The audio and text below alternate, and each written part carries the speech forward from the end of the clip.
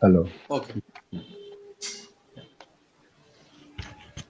সুপ্রিয় দর্শক, আপনারা অধীর আগ্রহে অপেক্ষা করছেন আপনাদের প্রিয় শিক্ষক ইউনিয়ন টিভির লাইভ টক শো শোনার জন্য। যারা আমাদের সাথে ইতিমধ্যে যুক্ত হয়েছেন এবং হবেন তাদেরকে জানাই আন্তরিক শুভেচ্ছা অভিনন্দন। আজকের লাইভ টক শো এর বিষয় অবসর সুবিধা বোর্ডের দুর্ভোগ। আজকের লাইভ টক শোতে অতিথি হিসাবে যারা উপস্থিত আছেন তারা আপনাদের অত্যন্ত পরিচিত। এরপরও আমি আমাদের অতিথিদের আমি পরিচয় করে দিচ্ছি। অধ্যক্ষ শরীফ আহমেদ সাদি, সচিব বেসরকারি শিক্ষক কর্মচারী অবসর সুবিধা বোর্ড ও সহসভাপতি সাসিব। জনাব মোহাম্মদ আবুল বাশার হাওলাদার, সভাপতি বাংলাদেশ শিক্ষক ইউনিয়ন। জনাব মোহাম্মদ সাইদুল হাসান সেলিম, সভাপতি বেসরকারি শিক্ষক কর্মচারী ফোরাম ও সঞ্চালনায় আছি আমি মোহাম্মদ জসিমউদ্দিন শিকদার, মহাসচিব বাংলাদেশ শিক্ষক ইউনিয়ন।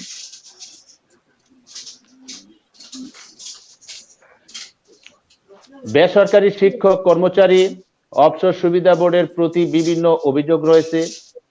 বেসরকারি শিক্ষক কর্মচারী অবসর সুবিধা বোর্ডের প্রতি শিক্ষকদের অবিশ্বাস ও উৎকণ্ঠা দিন দিন বেড়েই চলছে। শিক্ষক কর্মচারীরা অবসরে যাওয়ার ৩-৪ বছর পর অবসর ভাতা পান, আবার অনেকে জীবদ্দশায় তা ভোগ করতে পারেন না। অতিরিক্ত ৪% কর্তনের পরও শিক্ষক কর্মচারীরা সময় মতো অবসর ভাতা ও কল্যাণ ট্রাস্টের টাকা পান না। অবসর সুবিধা বোর্ডের নিয়ে অনেক প্রশ্ন আছে। বিধি মোতাবেক যে টাকা পাওয়ার কথা আসলে সে পরিমাণ টাকা পাচ্ছেন না শিক্ষকদের, যে অভিযোগ। অর্থাৎ আমরা যেটা জানি যে 25 বছর চাকরি করার পর যে 3 গুণ টাকা যে পাবে সে অনুপাতে কিন্তু সর্বশেষ স্কেলে পাচ্ছেন না, সেটা সকল শিক্ষকের যেটা অভিযোগ। শুধু দর্শক, এখন আর দেরি নয়, আমরা প্রথমেই বাংলাদেশ শিক্ষক ইউনিয়নের সম্মানিত সভাপতি জনাব আবুল বাশার হাওলাদার স্যারের কাছে যাব যে বেসরকারি শিক্ষক কর্মচারী অবসর সুবিধা বোর্ডের প্রতি যে শিক্ষকদের আরো যে অনেক অভিযোগ রয়েছে, এ ব্যাপারে আপনার মতামত ব্যক্ত করার জন্য অনুরোধ করছি। ধন্যবাদ আপনাকে। ধন্যবাদ জসিমউদ্দিন শিকদার, আজকের সঞ্চালক এবং মহাসচিব বাংলাদেশ শিক্ষক ইউনিয়ন। আজকে অতিথি হিসাবে আছেন আপনারা আমাদের অত্যন্ত শ্রদ্ধাভাজন জনাব অধ্যক্ষ শরীফ আহমেদ সাদি, সচিব বেসরকারি শিক্ষক কর্মচারী অবসর সুবিধা বোর্ড এবং সহসভাপতি স্বাধীনতা শিক্ষক পরিষদ। তিনি অত্যন্ত একজন মার্জিত এবং অত্যন্ত একজন ভালো মানুষ। আমি যতদূর জানি উনি একজন ক্লিন ইমেজের শিক্ষক ব্যক্তিত্ব। উনি যে এখানে অধ্যক্ষ হিসেবে আছেন সে অত্যন্ত সুনামের সাথে উনি তার প্রতিষ্ঠান পরিচালনা করছেন এবং তার বাবা মা উভয়ই শিক্ষক ছিলেন এবং শিক্ষক পরিবার থেকে উনি এসেছেন এবং তার নেতৃত্বে এখন অবসর সুবিধা বোর্ড উনি সচিব হিসাবে আছেন। কিন্তু বেসরকারি শিক্ষকরা এই অবসর সুবিধা বোর্ড থেকে নানাভাবে যে তারা তাদের অর্থ প্রাপ্তিতে ভোগান্তিতে আছেন, সেই ব্যাপারে আমি দুই একটি কথা বলবো। আশা করি সচিব মহোদয়ের কাছ থেকে অবশ্যই আমরা এর সমাধান পাবো। তবে আমি সংক্ষেপেই বলবো, আমরা মূলত তার কথাই বেশি শুনবো। আমার কাছে এখানে ওই যে কথাটা বলছিলেন জসিম ভাই, যে 75 মাস থেকে 50 মাস থেকে শুরু করেছে খুব সম্ভব 2004 সালে, যেহেতু তার আগে চাঁদা দেয় নাই, বা দিয়েছে দেয় না, এই জন্য 50 মাস থেকে শুরু। এটা কি 75 মাস এদেরকেও দেওয়া যেত না? তাতে কি কোনো সমস্যা ছিল কিনা? হয়তো তারা একটু সুবিধা পেত বেশি। অসুবিধা কি, তাই না? এটাও একটা প্রশ্ন। আর যেহেতু 3-4 বছর সময় লাগে, হয়তো ধীরে ধীরে সময়টা কম হচ্ছে। আগের মতো তার 10 বছর আগে যে অবস্থা ছিল, এখন তার চাইতে একটু আহ, গতি বেড়েছে আগের চাইতে, এটা সত্য কথা।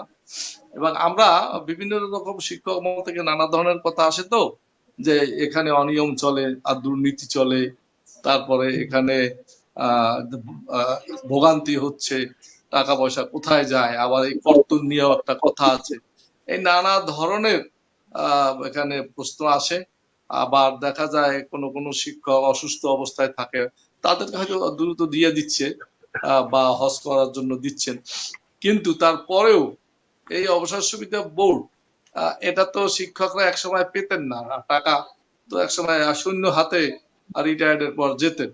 তা এখন তারা এই যে পাচ্ছেন, এটাও কিন্তু একটা ভালো দিক।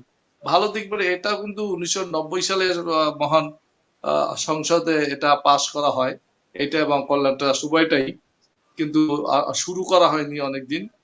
এবং অবসর সুবিধা খুব সম্ভব 2004 থেকে শুরু করা হয়, এবং এর আগে কল্যাণ ট্রাস্টও টাকা দেওয়া আরম্ভ হয়। তা এখন সেইটা শিক্ষকদের যে এটা আন্দোলনেরই একটা ফসল আমি বলবো, এবং তার মাধ্যমে শিক্ষকরা পাচ্ছেন।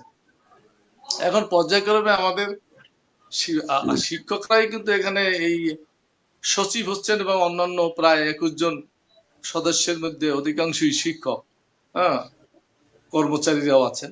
তা এটাকে 75 মাসেই কি সীমাবদ্ধ থাকবে, না আরো বৃদ্ধি? এই ব্যাপারে সচিব মহোদয় আপনার কি কোনো উদ্যোগ আছে কিনা? এক, দুই হলো, শিক্ষকরা তো এককালীন টাকা পাচ্ছে, এখন এককালীন টাকা পেয়ে খুশি, তারপরেও যে পরবর্তীতে এটা তো একসময় খরচ হয়ে যায়, বিভিন্ন রোগে শোকে, কেউ ঘর বাড়ি তোলে, বিভিন্ন রকম কাজে, হজে যায়, তার ফলে টাকা যা পায় শেষ হয়ে যায়। এরপর মাসে মাসে সরকারি চাকরিজীবীদের মতো যদি মাসে একটা অবসর ভাতা পেতেন, বেতনের 50% বা এরকম একটা রেটে, তাহলে কিন্তু শিক্ষকরা বাকি জীবনটা ভালো থাকতে পারত। তবে এ ব্যাপারে সচিব মহোদয় আপনারা কোনো চিন্তা ভাবনা করছেন কিনা সরকারের সাথে আলোচনা? যেহেতু আপনারা সরকারের অতি কাছাকাছি মানুষ, আপনি আওয়ামী লীগেরও রাজনীতি করেন বহুদিন যাবত, এবং আপনি একজন স্বচ্ছ রাজনীতিবিদ হিসেবে আপনি পরিচিত। এখানে আপনারা উদ্যোগ নিলে হয়তো বা হয়, তবে অনেক প্রশ্ন আছে যে আপনারা ওই পদে আছেন বিধায় শিক্ষকদের অন্যান্য দাবি দেওয়া নিয়ে আপনারা কথা বলছেন না ওই পদ রক্ষার জন্য। এটাও কতটা ঠিক কিনা, তাই না? তা এখন যাই হোক, আমি অনেক প্রশ্ন, অনেক কথা বলে ফেললাম, তা নানা ধরনের কথা। তা আমি এ পর্যন্তই আমার কথা এবারের জন্য শেষ করছি। ধন্যবাদ। ধন্যবাদ আবুল বাশার হাওলাদার স্যারকে। এরপরে আমি এখন জিজ্ঞেস করব আমাদের সম্মানিত সেলিম স্যারকে। স্যার, আপনি জানেন যে অবসর বোর্ড ও কল্যাণ ট্রাস্টের প্রতি ব্যাপারে শিক্ষক সংগঠন এবং শিক্ষকরা বিভিন্ন ধরনের অভিযোগ করে আসছে, অগণিত অভিযোগ। আপনারা অনেক অভিযোগ এ ব্যাপারে করেছেন। আপনার মতে কি কি অভিযোগগুলি আছে এবং কি কি সমস্যাগুলি আছে, সেগুলি আপনি একটু আপনার মতামত ব্যক্ত করুন। ধন্যবাদ আপনাকে। ধন্যবাদ জনাব জসিমউদ্দিন শিকদার, মহাসচিব শিক্ষক ইউনিয়ন। আজকে এই আলোচনা অনুষ্ঠানে আমার মতো একজন নগণ্য মানুষ আসতে পেরে আমি নিজেকে ধন্য এবং কৃতার্থ মনে করছি। আজকে আমাদের মাঝে উপস্থিত হয়েছেন অধ্যক্ষ শরীফ আহমেদ সাদী স্যার, শ্রদ্ধেয় প্রিন্সিপাল আবুল বাশার হাওলাদার স্যার। তো আজকে আমরা কথা বলতে বসেছি অবসর সুবিধা বোর্ডের বিষয়ে। আমরা জানি যে অধ্যক্ষ শরীফ আহমেদ সাদী স্যার অত্যন্ত সজ্জন একজন মানুষ। তিনি শিক্ষক পরিবারেরই সন্তান। তার বাবাও একটি প্রতিষ্ঠানের প্রধান শিক্ষক ছিলেন, তার মাও একজন শিক্ষিকা, এবং রাজনৈতিক অঙ্গনে স্যারের পিতা একজন সংসদ সদস্য ছিলেন, নির্বাচিত হয়েছিলেন। স্যারের বিভিন্ন সামাজিক কর্মকাণ্ড, সামাজিক যে সমস্ত প্রতিবন্ধকতা রয়েছে সেই বিষয়ে স্যার আন্দোলন করেন। সর্বমোট কথা হচ্ছে যে স্যার একজন সজ্জন ব্যক্তি হিসাবে আমাদের সকলের শ্রদ্ধেয়। আমরা আশা করেছিলাম যে স্যার আমাদের বেসরকারি শিক্ষক কর্মচারীদের অবসর সুবিধা বোর্ডের সচিব হয়ে আসছেন। স্যার দ্বিতীয়বারের মতো বর্তমানে দায়িত্বশীল আছেন। আমার প্রশ্ন হচ্ছে যে অবসর সুবিধা বোর্ডে গত বছর থেকে যে 2% অতিরিক্ত বাড়তি কর্তন করা হচ্ছে, এই কর্তনের ফলে শিক্ষকরা কি সুবিধা পাবেন? শিক্ষকদেরকে সুবিধা না দিয়ে অতিরিক্ত কর্তন কতটা যুক্তিযুক্ত? শিক্ষকরা তাদের বেতনের থেকে 2% অবসর সুবিধা বোর্ডে কেটে দিচ্ছে এবং 2% করছে কল্যাণ ট্রাস্ট। আমি কল্যাণ ট্রাস্টের বিষয়ে আজকে কথা বলবো না। আমার শ্রদ্ধেয় স্যার এখানে আছেন এবং মনে হয় এবারেই স্যার শেষ সময়। স্যারের মনে হয় চাকরির আর 2 বছর আছে। তো এই সময়ে শিক্ষকদের কল্যাণের জন্য স্যার এই শিক্ষকদের অবসর সুবিধা বোর্ডে সচিব হিসাবে দায়িত্বরত থাকাকালীন সময়ে শিক্ষকদের বেতনের থেকে যে 2% অতিরিক্ত কর্তন করে নিয়ে যাওয়া হচ্ছে, এর বিনিময়ে স্যার আমাদের শিক্ষকদেরকে কি সুবিধা দিবেন? এবং যখন 2002 সালে অবসর আইন প্রণয়ন করা হয়, তখন বলা ছিল, সেখানে প্রবিধানমালায় বলা ছিল যে 4% অবসর সুবিধা বোর্ডে কেটে নেওয়া হবে। সেখানে আরো বাড়তি 2% কর্তন করা হচ্ছে। সেখানে যুক্তি দেখানো হয়েছে যে শিক্ষকদেরকে, অবসরপ্রাপ্ত শিক্ষকদেরকে তাদের যে অবসর সুবিধা দেওয়া যাচ্ছে না অর্থনৈতিক সমস্যার কারণে, সেই সমস্যার সমাধান করতে গিয়ে শিক্ষকদের বেতনের থেকে যে টাকা কেটে নেওয়া হচ্ছে, এটা কতটা যুক্তিযুক্ত? আর যদি আপনি টাকা কেটেই নিয়ে যান, তাহলে শিক্ষকদেরকে এই 2%-এর পরিবর্তে, ওইখানে যেহেতু আমরা 4%-এ 75 মাসের সুবিধা পাইতাম, এখানে আরো 37 37.5 মাসের আমরা 2%-এ বাড়তি 2%-এর পরিবর্তে আমরা আরো 37 মাসের সুবিধা প্রাপ্য। তো আমাদের শিক্ষকদেরকে এই বিষয়ে অন্ধকারে রেখে 2% কর্তন করে নিয়ে যাওয়া হচ্ছে আজকে 1 বছর। অদ্যাবধি শিক্ষকরা কি সুবিধা পাবে এই বিষয়ে কোনো কথা বলা হয়নি। অবসর সুবিধা বোর্ডের যে সমস্ত বিষয়গুলি আছে, এই বিষয়গুলি সম্পর্কে শিক্ষক কর্মচারীরা, দেশের এমপিভুক্ত শিক্ষক কর্মচারীরা ওয়াকিবহাল না। তাদেরকে আড়ালে রাখার কারণে তারা বিভিন্ন সময়ে বিভিন্ন ভাষায়, সবার লেখনী একরকম না, কারো একটু কর্কশ, কারো কঠোর, বিভিন্ন ধরনের কথাবার্তা আসতেছে। এই কথাগুলো আসে মূলত শিক্ষকরা এই অবসর সুবিধা বোর্ড এবং কল্যাণ ট্রাস্ট সম্পর্কে অন্ধকারে রয়েছে। এর বিধিবিধান এবং এর পরিচালনা যে কমিটি রয়েছে, সেই কমিটিতে আমাদের 14 জন শিক্ষক কর্মচারী বর্তমানে দায়িত্বশীল অবস্থায় আছে। প্রতিটা কমিটিতে 21 জন করে সদস্য, তার ভিতরে 7 জন সরকারি কর্মকর্তা কর্মচারী এবং বাকি 14 জন শিক্ষক। তাহলে মেজরিটি পার্সেন্টই আমাদের শিক্ষকদের প্রতিনিধি, আপনারা সেখানে আছেন।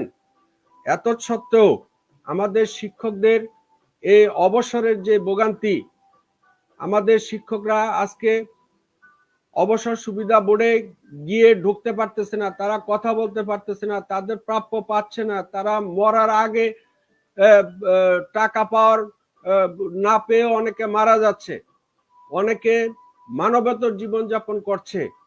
আমরা এই দুর্ভোগ থেকে কিভাবে পরিত্রাণ পাইতে পারি? আমাদের অবসর সুবিধা বোর্ডের যে অর্থনৈতিক যে অভাব রয়েছে, এই ঘাটতি পূরণের জন্য সরকার আমাদেরকে কতটুকু সহায়তা দিচ্ছে? এখন বর্তমানে বিগত বছর ৫.৫ লক্ষ কোটি টাকার বাজেট প্রণয়ন করা হলো। একটা বাজেট থেকে যদি ৫০০ কোটি ২০০ কোটি টাকাও যদি অবসর সুবিধা বোর্ডের সরকার দিত, কল্যাণ ট্রাস্টে যদি ১০০ কোটি টাকাও বরাদ্দ দিত, প্রতি বছর যদি বাজেটের থেকে, শিক্ষা খাতের বাজেটের থেকেও যদি ১০০ কোটি ২০০ কোটি টাকা করে যদি দিত, তাহলে আমার মনে হয় যে অবসর সুবিধা বোর্ডের টাকার কোনো ঘাটতি থাকতো না, আর শিক্ষকদের এই বেতনের থেকে অতিরিক্ত কর্তনের প্রয়োজন পড়তো না। সরকার যখন টাকা দেয়নি, আয়ের যখন কোনো উৎস পাওয়া যায়নি, তখন এই শিক্ষকদের গলা কেটে তাদের থেকে বেতনের থেকে এই অতিরিক্ত টাকা কর্তনের ব্যবস্থা নেওয়া হয়েছে। এটা কি যুক্তিযুক্ত কিনা, মানবিক কিনা? আমরা শিক্ষকরা দেশের শিক্ষা ব্যবস্থা তথা উন্নয়ন অগ্রগতিতে বলিষ্ঠ ভূমিকা পালন করি। এমপিভুক্ত শিক্ষকরা দেশের ৯৭% শিক্ষা ব্যবস্থার দায়িত্ব পালন করে। এই শিক্ষকদের দেশে যেহেতু তারা অবদান রাখতেছে, শিক্ষাক্ষেত্রে তাদের যে ভূমিকা, তাদের যে অর্জন, তাদের যে ত্যাগ, সারা জীবন এই শিক্ষকতা পেশায় থেকে অবসরকালীন সময়ে এই শিক্ষকদের ভরণ পোষণের দায়িত্ব রাষ্ট্রের, সরকারের। সেহেতু আমার কথা হচ্ছে যে স্যার, আপনার উপরে আমাদের কোনো রাগ অভিমান নাই। এখন কথা হচ্ছে যে এটাকে, অবসর বোর্ডটাকে কিভাবে সচ্ছল করা যায় এবং শিক্ষকদের থেকে যে অতিরিক্ত ৪% টাকা কর্তন করে নিয়ে যাওয়া হচ্ছে, সেই টাকার বিপরীতে শিক্ষকরা কি সুবিধা পাবে? শিক্ষকদেরকে কোনো বাড়তি সুবিধা না দিয়ে অতিরিক্ত কর্তন করা সম্পূর্ণ বেআইনি এবং অমানবিক। সেহেতু এই বিষয়টা আপনার বিনয়ের সাথে আপনার কাছে অনুরোধ যে এই বিষয়গুলি, আমার কথা শুধু একক আমার কথা নয়, এই কথাগুলি শিক্ষকদের কথা। তো সেহেতু আমি আপনার সাথে বিনয়ের সাথে অনুরোধ করব যে এই বিষয়গুলিকে একটু স্পষ্টীকরণ করার জন্য, শিক্ষকরা আরো কিভাবে এই অবসর সুবিধা বোর্ডের আয় ব্যয়ের বা তাদের কি আছে, সক্ষমতা কতটুকু আছে, এই বিষয়গুলি যদি ওয়েবসাইটও প্রদান করা হয়, প্রতি বছর অডিট হয়, সেই অডিটের একটা সংক্ষিপ্ত সারও যদি ওয়েবসাইটে দিয়ে দেওয়া হয়, তাহলে শিক্ষকরা এর মাধ্যমে জানতে পারে যে আমাদের অবসর বোর্ডের এই অবস্থা। তো সেহেতু শিক্ষকরা তখন কথা বলতে গেলেও তারা জানবে, শুনবে, বুঝবে।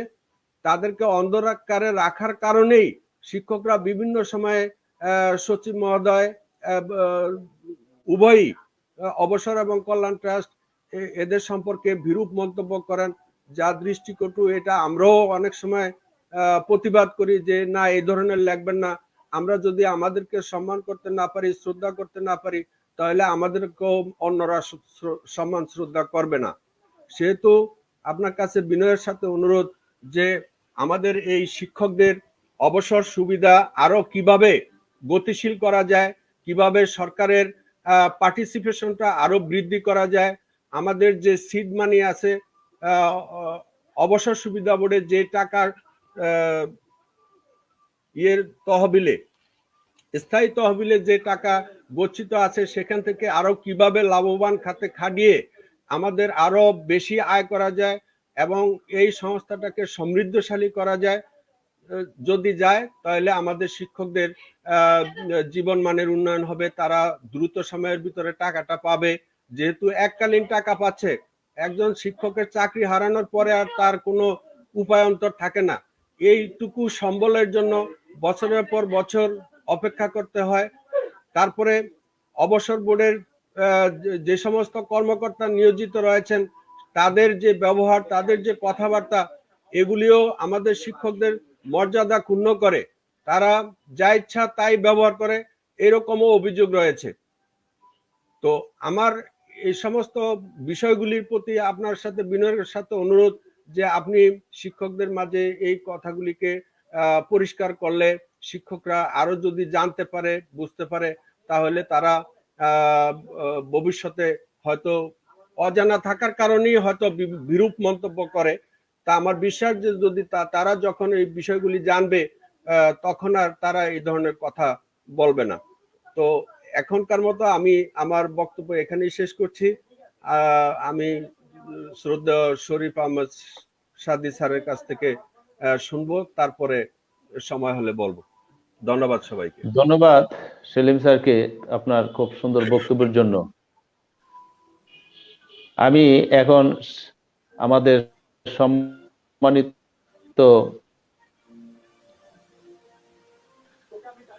সচিব বেসরকারি শিক্ষক কর্মচারী জনাব সাদি স্যারের কাছে আমি যাব।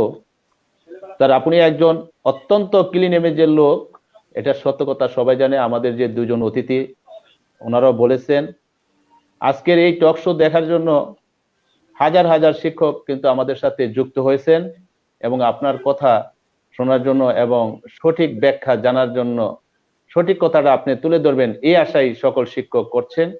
শিক্ষকরা যে অবসর সুবিধা বোর্ডের প্রতি যে অভিযোগ করেছেন, তার প্রেক্ষিতে উক্ত অবসর বোর্ডের একজন সম্মানিত সচিব হিসাবে আপনার মতামত কি সেটা আপনি একটু ব্যক্ত করবেন। ধন্যবাদ স্যার আপনাকে।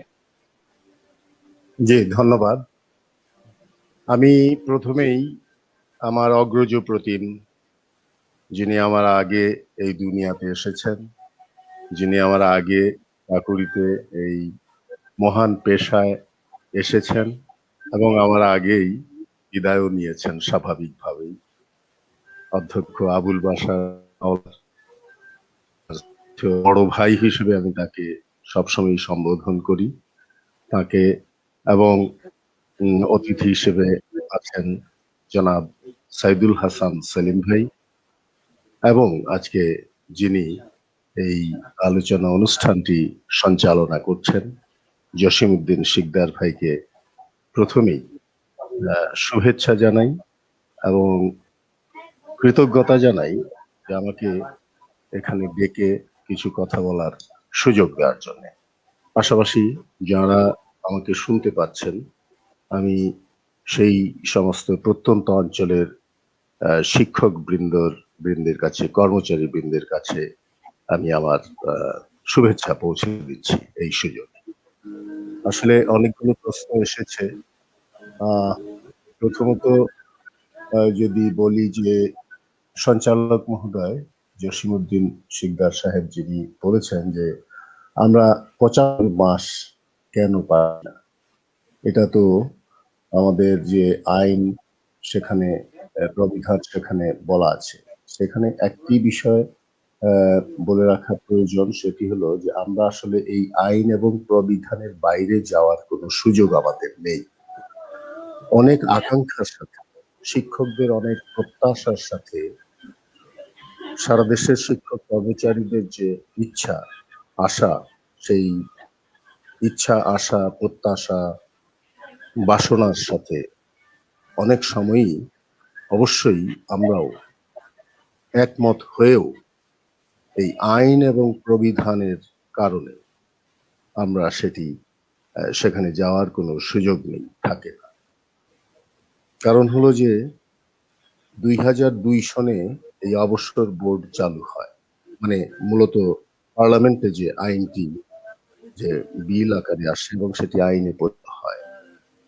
2005 সন থেকে এই বোর্ড কার্যকর হয়, চালু হয়। 2005 সন থেকে শিক্ষক কর্মচারীদের বেতন থেকে অবসরের জন্য 4% কর্তন করে রাখা হয়। এই আইনে বলা আছে, পরিমাণটা বলা ছিল না আইনে, যে 4% না 2% বা 6%, প্রবিধানে বলা। প্রবিধান পার্লামেন্টের প্রয়োজন পড়ে না, বিলের প্রয়োজন পড়ে না। প্রবিধান মন্ত্রণালয় থেকে নির্বাহী আদেশে কার্যকর হয়, সেখানে 4% এবং কল্যাণের 2%-এর কথা বলা।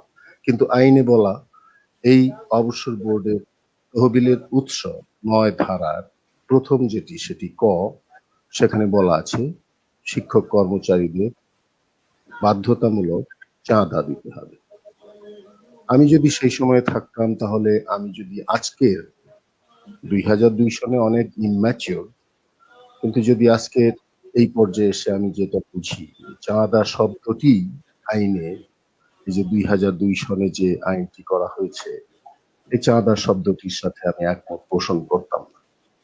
এটাকে কন্ট্রিবিউশন বা কন্ট্রিবিউটরি ফান্ড বা কন্ট্রিবিউটরি মানি, শিক্ষকরা অংশগ্রহণমূলক একটি যে নিজেদের অবসরের যাওয়ার সময়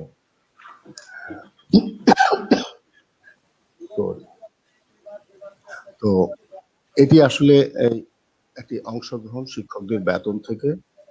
এটা সেই সময়ে আলাপ আলোচনা শিক্ষক নেতাদের সাথে তৎকালীন হয়তো শিক্ষামন্ত্রী কিংবা নীতি নির্ধারকদের আলোচনার মাধ্যমেই এটি পার্লামেন্টে এসেছিল। সেখানে আমি চাঁদা দিচ্ছি, এই বিষয়টি সাথে আমি একমত নই সম্পূর্ণভাবে। তো যাই হোক, আমি মূল যে কথাটি সেটি হলো যে প্রবিধানে বলা 4% এবং 2% এর কথা বলা ছিল, যেটি নির্বাহী আদেশ। তো এই চাঁদা দিয়েই কিন্তু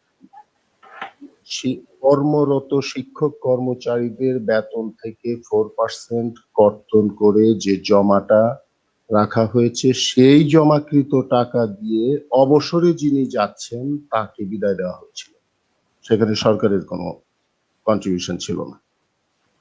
সরকারের পক্ষ থেকে 4 বছরে 89 কোটি টাকা এন্ডাওমেন্ট ফান্ড বা সিড মানি হিসেবে দেওয়া হয়েছিল। এটি শিক্ষক কর্মচারীদের অবসরের জন্য নয়, এটি শুধু জমা থাকবে এবং এর লভ্যাংশ থেকে অফিসের খরচ চালানো হবে এবং বাকিটুকু যে লভ্যাংশের বাকি টাকা দিয়ে শিক্ষক কর্মচারীদের বিদায় দেওয়া হবে।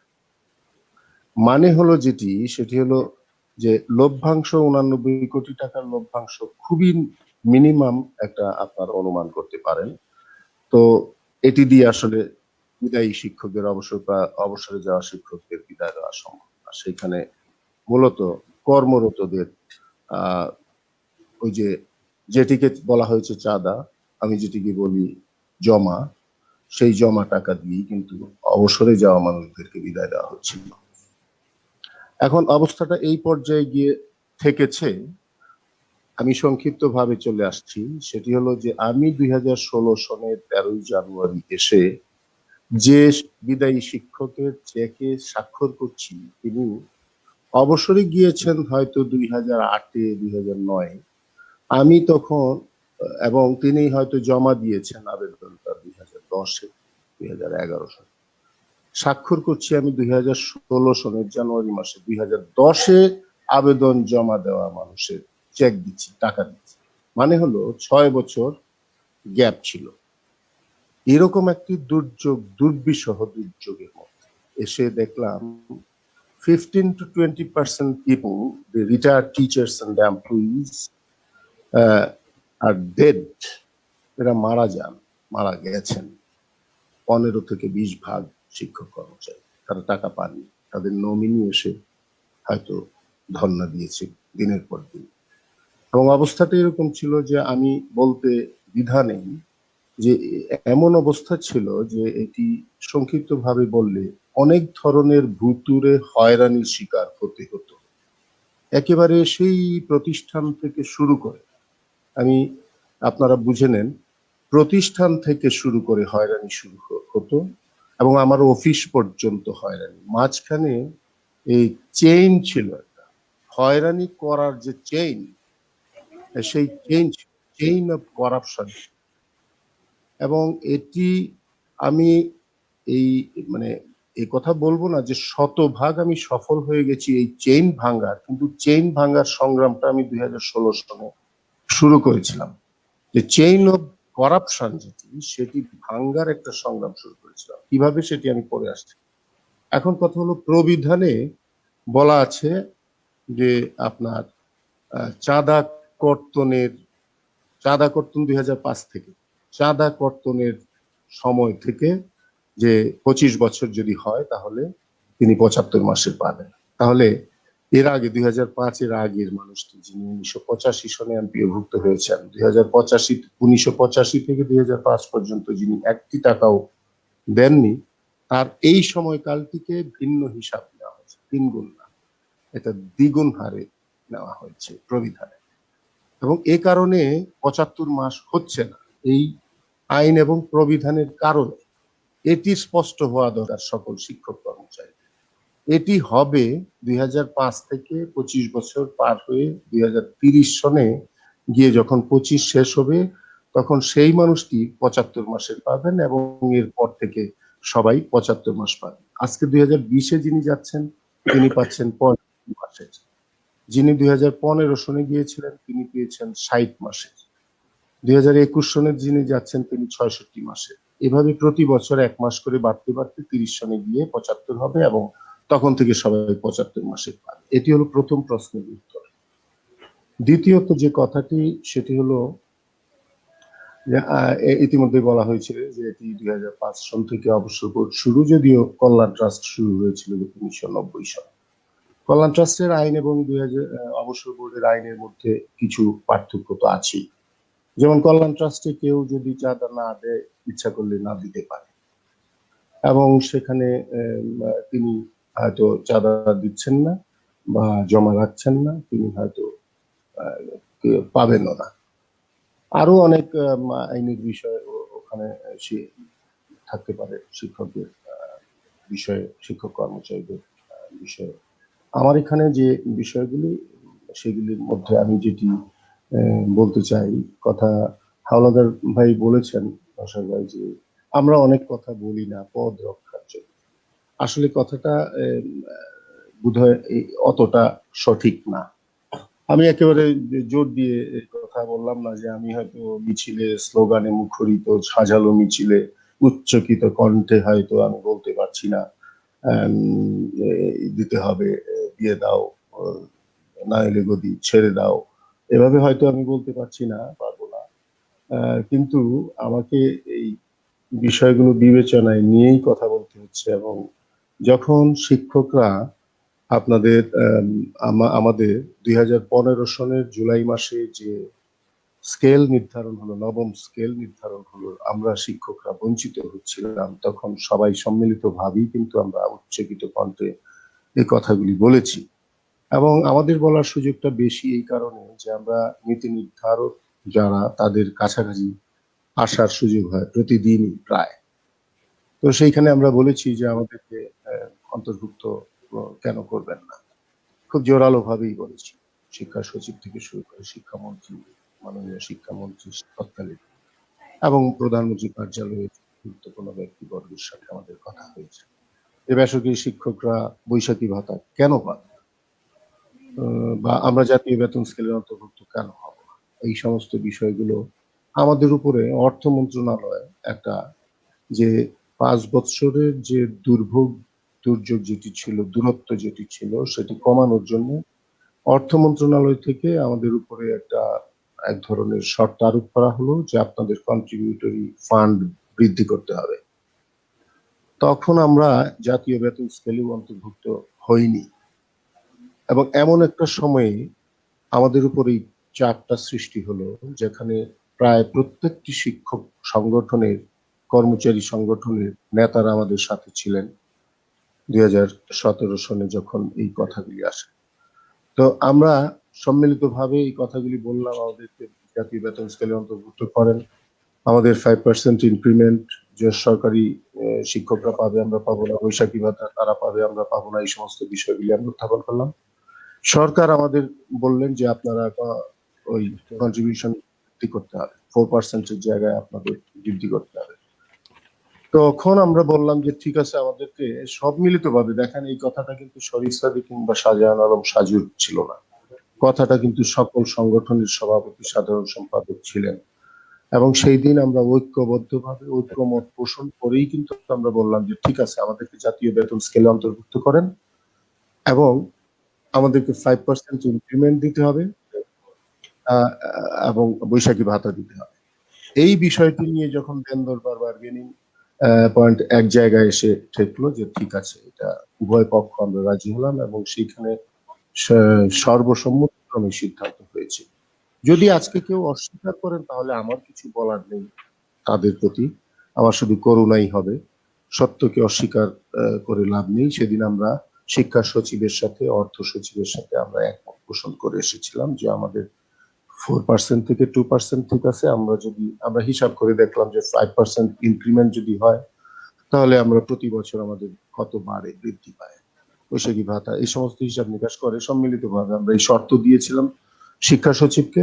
শিক্ষা সচিব যখন এই জায়গাটা এসে রাজি হলেন তখন আমরাও কিন্তু এই বিষয়টাতে একমত পোষণ করেছিলাম। সেদিন এই কথা কেউ আমরা বলিনি যে 4% থেকে 6% উন্নীত হলে আমাদের সুবিধা কি 75 থেকে কিংবা আজকে যে 65 মাসের পাচ্ছি সেখানে কি আমি আরো কয়েক মাস বেশি পাবো, এই প্রসঙ্গটা সেই দিন কিন্তু আসে।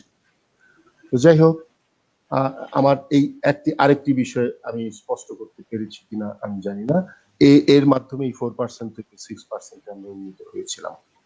এবং আপনারা লক্ষ্য করেন যে আমার 4% কর্তনে তখন আমাদের যে বেতন স্কেল ছিল, অষ্টম জাতীয় বেতন স্কেলে প্রতি মাসে আমাদের টাকা আসতো অফশোর বোর্ডে 35 কোটি প্রতি মাসে, মানে কাছাকাছি। এটা তো এক এক মাসে এক একটা হয়, এক এক রকম হয়, কাছাকাছি 34, 34.5, 35, 35.5 এরকম। কারণ অনেক ক্ষেত্রেই নতুন এমপিও হয়, আবার কিছু লোক মারা যায়, এই সমস্ত কারণে একটু ইয়ে করে, বিভিন্ন অঙ্কটা একেবারে ফিক্সড থাকে না। তো 35 কোটি টাকা সেই সময়ে আমার প্রতি মাসে যে আবেদন, অবসরপ্রাপ্ত শিক্ষক কর্মচারীদের আবেদন, এটা মিট আপ করতে গেলে আমার তখন লাগে 70 থেকে 72 কোটি টাকা। অর্থাৎ অর্ধেক টাকা আমার কম পাচ্ছি। আমি অবসরে যাওয়া, ধরেন 800 মানুষকে আমার 800 মানুষ অবসরে যাবে, তাদেরকে বিদায় দিতে হবে। আমার টাকা আসছে কত শিক্ষক কর্মচারীদের কাছ থেকে? 400 মানুষকে আমি বিদায় করতে পারছি। প্রতি মাসে এই যে 400 মানুষ থেকে যাচ্ছে, পরবর্তী মাসে আবার 400-র সাথে এই 400 যুক্ত হয়ে 800, 800-র সাথে 1200, এইভাবে বৃদ্ধি পেতে পেতে কিন্তু আমি 2016 সনে এসে দেখলাম আমার কাছে আবেদন 46,000 আবেদন পেন। তো এই যে, এবং এই কারণে 6 বছর 5 বছরের দূরত্ব ছিল। এটা থেকে দূর করার জন্য পার্সোনালি আমি বলি আপনাদেরকে, আমি কোনো কৃতিত্ব দাবি করি না কোনোদিনই। সেদিন অর্থ মন্ত্রণালয় বাজেটটা, তো মূলত বাজেট ঘোষণা হয় জুন মাসে, কিন্তু বাজেটের কাজটা কিন্তু হয়ে যায় ফেব্রুয়ারি মার্চে। এই যে জানুয়ারি মাসে এসেই আমি মন্ত্রণালয়ে ঘোরাঘুরি শুরু করলাম। অর্থ মন্ত্রণালয়ের যে সিনিয়র অ্যাসিস্ট্যান্ট সেক্রেটারি ফাইলটা ইনিশিয়েট করে, তার কাছ থেকে তারপরে ডেপুটি সেক্রেটারি, জয়েন্ট সেক্রেটারি, এই জায়গায় জায়গায় ডোর টু ডোর আমি মুভ করলাম শিক্ষা মন্ত্রণালয় হয়ে। এবং এটা করে একটা পর্যায়ে বাজেটে এই প্রথম আমি আসার পরে প্রথম 600 কোটি টাকা সরকারের কাছ থেকে আনতে সক্ষম হয়েছিলাম।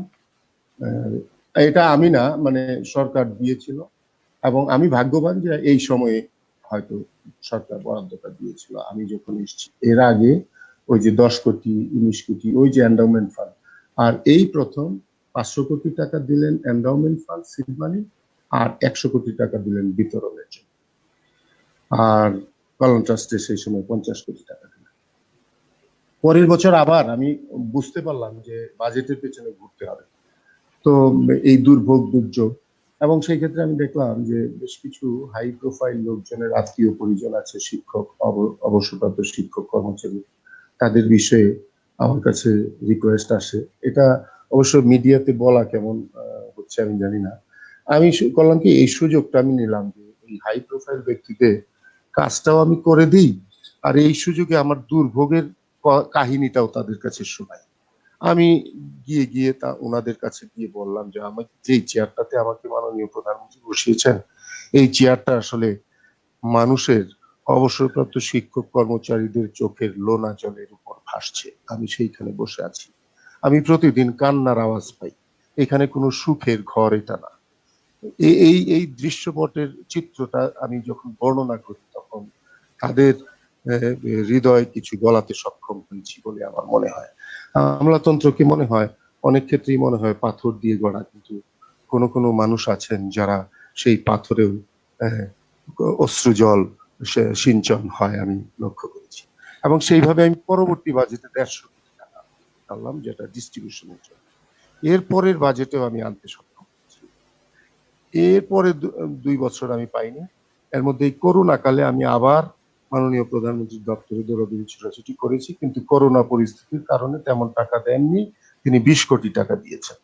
এখন আরেকটা প্রশ্ন হলো, অনেকের মধ্যে প্রশ্ন যে হ্যাঁ এত টাকা, আমরা এই পর্যন্ত অফশোর বোর্ড 1317 কোটি টাকা আমরা টোটাল আনতে সক্ষম হয়েছি। এর মধ্যে সিড মানি 500 কোটি টাকা, এই সর্বশেষ 35 কোটি টাকা সিড মানি দিয়েছেন, 535 কোটি টাকা মাননীয় প্রধানমন্ত্রী শেখ হাসিনা। আর হলো যে বাকিটা ডিস্ট্রিবিউশনের জন্য। তো সেই ক্ষেত্রে দিয়ে 46,000 আবেদন যেটি আমি বলেছিলাম, সেইটা শেষ করে আমি 20,000 আবেদনে চলে এসেছিলাম। এখন অবস্থাটা হয়েছে যেটা 2.5 বছরে, 6 বছরের জায়গায় দূরত্বটা বর্তমানে আড়াই বছরের কিছু বেশি। আমি আজকেও সাইন করে এসেছি 2018 সনের জুন মাসের আবেদন নিষ্পত্তি করার সিগনেচার আমি করে এসেছি। তাহলে 2018 সনের 5 মাস, 19 সনের 12 মাস, 20 সনের 12 মাস, এই 24, 4, 5, 29 আর হয়তো জানুয়ারি মাস, এই 30 মাস দূরত্বে কিন্তু এখন আছে। এখন সমস্যাটার সমাধান কিভাবে সম্ভব? সম্ভব হলো, এখন আপনাদের যে চাঁদা বা জমার টাকা 6% কর্তন করা হচ্ছে, সেখান থেকে প্রতি মাসে আমার আসছে 60 থেকে 62 কোটি টাকা। এখন প্রয়োজন হলো সেখানে 80 থেকে 85 কোটি টাকা প্রতি মাসে প্রয়োজন। তাহলে ঘাটতি থেকে যাচ্ছে 22 থেকে 25 কোটি টাকা প্রতি মাসে ঘাটতি। এখন অবশ্য কল্যাণ ট্রাস্টের একটা সুবিধা হয়েছে যে আমরা তো অবসর তো 4 থেকে 6, আমার তো দ্বিগুণ হয় নাই, 4 থেকে 8 হয় নাই। কল্যাণ ট্রাস্টের অবশ্য 2 থেকে 4 হওয়ার কারণে, দ্বিগুণ আয় বৃদ্ধি পাওয়ার কারণে এখন কল্যাণ ট্রাস্টের চাহিদা যদি ধরেন 35 কোটি টাকা হয়, তাহলে 35 কোটি টাকা দে আর গেটিং। বাট একটা সংকট আছে, সেটা হলো আগের যে আবেদনগুলি অনিষ্পন্ন বকেয়া, সেই বকেয়াগুলি যদি একসাথে শেষ করতে পারে, তাহলে শাহজাহান আলম সাজুর মতো সুখী মানুষ আর কেউ হবে না। তিনি আবেদন করার 1 মাসের মধ্যে ইনশাল্লাহ দিয়ে দিতে পারবেন। অবস্থাটা এই পর্যায়ে। কিন্তু অবসর বোর্ডে ওই যে 4 থেকে 2 বৃদ্ধি পেয়ে 6, এর ফলে আমার ঘাটতি কিন্তু প্রতি মাসে থেকেই যাচ্ছে 25 কোটি টাকা এবং বছরে প্রায় 300 কোটি টাকা। এখন প্রশ্ন হলো যে আমি দৌড়াদৌড়ি করছি যে যেটা কারণ 2-3টা বিষয় বলি। 1 নম্বর হলো, আমি চেষ্টা করছি যে প্রতি বাজেটে যেন সরকার, অর্থ মন্ত্রণালয় যে কথাটি বলেছেন 5.5 লক্ষ কোটি না, টোটাল তো 5,68,000 কোটি টাকার সামগ্রিক বাজেট, টোটাল বাজেটটা। তো সেইখানে আমাদের সক্ষমতাও বৃদ্ধি পেয়েছে, সরকারের বৃদ্ধি পাচ্ছে। যদিও করোনা পরিস্থিতির কারণে অর্থনৈতিক মন্দা আছে সারা পৃথিবীব্যাপী, তারপরেও ব্যতিক্রম বাংলাদেশ, যে যেখানে নেগেটিভ প্রবৃদ্ধি সারা পৃথিবীতে, সেখানে আমার এখনো 5 এর নিচে আসেনি প্রবৃদ্ধি। সেই জায়গাটায় আমাদের একটা আশাবাদের জায়গা, যে আমাদের এখন বাংলাদেশে রেকর্ড পরিমাণ ইনকাম হচ্ছে আমাদের রেমিটেন্স থেকে, আমাদের রেকর্ড পরিমাণ ইনকাম হচ্ছে আমাদের গার্মেন্টস শিল্প থেকে, আমাদের ইনকাম হচ্ছে আমরা যে বঙ্গবন্ধু 2 স্যাটেলাইট পাঠিয়েছি সেইখান থেকে, আমাদের ইনকাম হচ্ছে আইসিটি থেকে, আমরা এই যে অনুষ্ঠান করছি সেইখান থেকেও সরকার একটা ট্যাক্স পাচ্ছে। সেইভাবে আমাদের অনেক ইনকাম বৃদ্ধি পেয়েছে। ইনকাম বৃদ্ধি পাওয়ার কারণে সরকারের যে একটা সদিচ্ছা, মাননীয় প্রধানমন্ত্রী, আমি আমি আমি অন্তত বলতে পারি একজন শিক্ষকের সন্তান হিসেবে, আমার বাবা মা শিক্ষক ছিলেন, এই কথা আপনারাই বলেছেন, সেলিম ভাই বলেছেন, আমার আর বলার প্রয়োজন নেই। তবে যোগ করি, আমরা ভাই 3 জন শিক্ষক এবং বেসরকারি স্কুল কলেজের শিক্ষক। আমার আরেক ভাই রিটায়ারমেন্টে গেছেন প্রিন্সিপাল হিসেবে, আমি রিটায়ারমেন্টে যাচ্ছি। আমার আরেক ভাই হাই স্কুলের শিক্ষক ছিলেন, আমার ভাবি শিক্ষক, মানে গোটা পরিবারটাই শিক্ষক। দেখেন, আমি এখানে একটা প্রতিশ্রুতি নিয়ে এসে বসেছিলাম। আবুল বাসার ভাই আমার সাথে তো অনেকদিন কথা হয়েছে। আমি আমার যেদিন বসলাম তার পরের দিনই আমি সকল কর্মকর্তা কর্মচারীদেরকে ডাকলাম, ডেকে বললাম যে দেখেন, একজন অবসরপ্রাপ্ত শিক্ষক এবং কর্মচারী, তাদের পাওনা টাকা থেকে যদি 1টা টাকা কেউ আপনারা গ্রহণ করেন, এবং আমি নিজেকে সহ আমি কসম দিয়ে বলছি, যদি 1টা টাকা আমার পেটে যায়, তাহলে আমার বাবা মরহুম আশরাফ মাস্টার এবং আমার মা শিক্ষক আমেনা খাতুনের রক্ত খাবো না। এই কসম দিয়ে আমি এখানে বসেছিলাম। এবং আমি অনেক এই জায়গাটা, সত্যি কথা কি, বাংলাদেশ তো একটা মানে এই কথা অস্বীকারের উপায় নাই যে দুর্নীতি আছে, মারাত্মকভাবে ভয়াবহভাবে আছে, এই কথা অস্বীকার করার কোনো উপায় নাই। যদিও আমি আওয়ামী লীগের একটি উপজেলা কমিটির সেক্রেটারি, এক্সিস্টিং সেক্রেটারি, সেই জায়গায় থেকেও আমি বলতে চাই পাপুলদের কাহিনী, আমি বলতে চাই সম্রাটদের কথা, জিকে শামীমদের কথা, কিংবা এই ধরনের যে পিকে হালদারদের কথা। মাননীয় প্রধানমন্ত্রী কিন্তু জিরো টলারেন্স ঘোষণা করে এদের বিরুদ্ধে ব্যবস্থাও গ্রহণ করছেন। সেই জায়গাটায় আমি আমার কর্মচারী কর্মকর্তাদেরকে বলেছি যে দয়া করে এই একটা জায়গায়, আপনারা তো বেতন পাচ্ছেন অনেকেই তো, আমি যদি এই এখন যদি আউটসোর্সিং এর মাধ্যমে বলি যে এই অফিস চালানোর জন্য 10,000 টাকা করে বেতন দিব একজন কর্মকর্তা, আমি মাস্টার ডিগ্রি পাস অনেক বেকার যুবক পাবো, সেই জায়গায় আপনারা তো ভালো টাকা বেতন পাচ্ছেন। সো এই জায়গা কর্মকর্তা কর্মচারীদেরকে আমি বলেছি।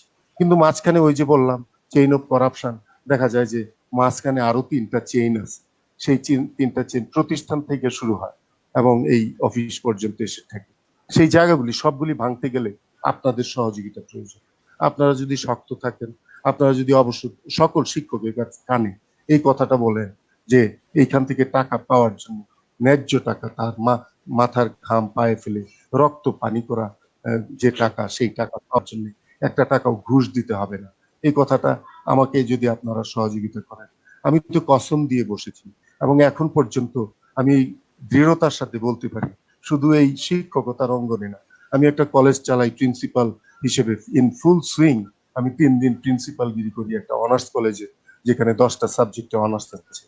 সেখানে আমি তো একটা 50,000 টাকা স্কেলের চাকরি করি, ইনক্রিমেন্ট সহ এখন হয়তো আরো অনেক বেড়েছে।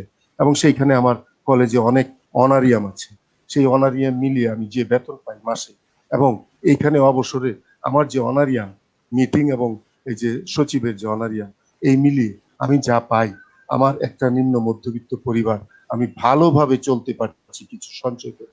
অতএব আমার কি দরকার আছে?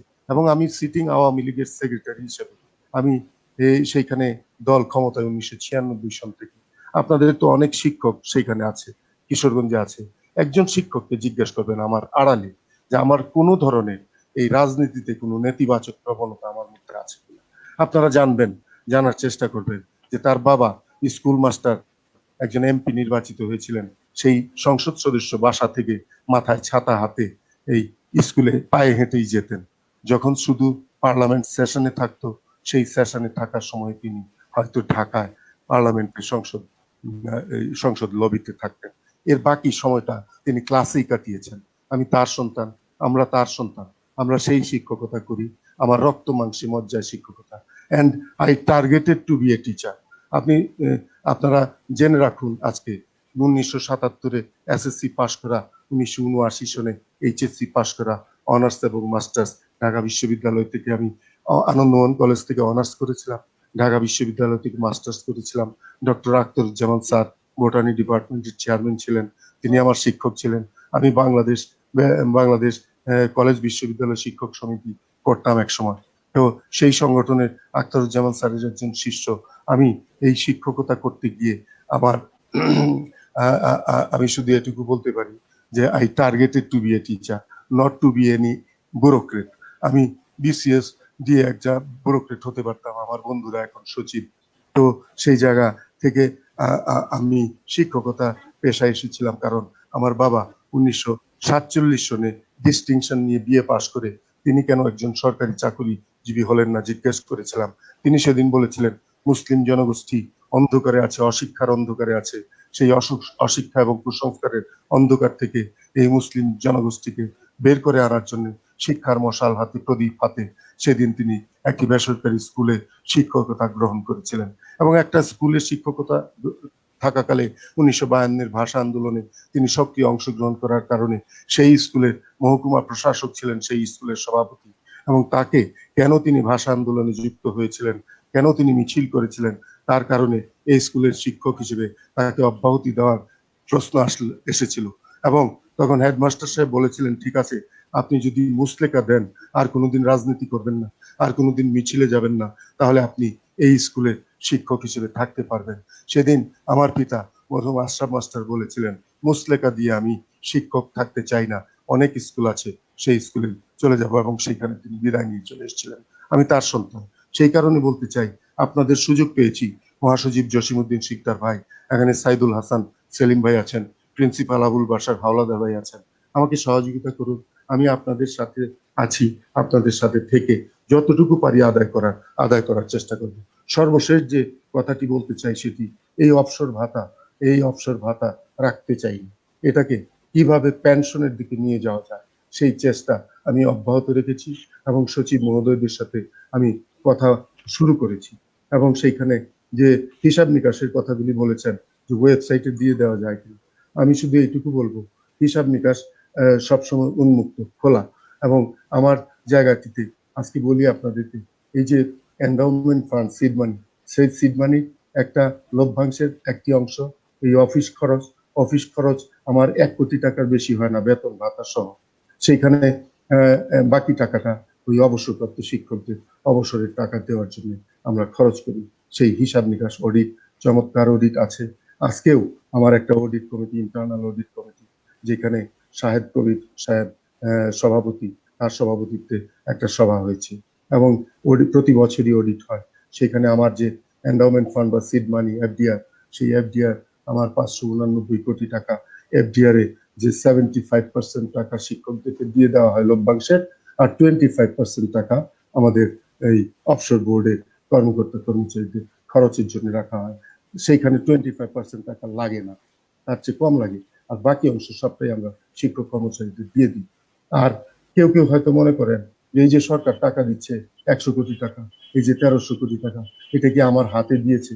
1317 কোটি টাকা, এটা কি আমাদের হাতে দেয়? না, সরকার তো একটা সিস্টেমের ভেতর দিয়ে অর্থ মন্ত্রণালয়ের মাধ্যমে আসে।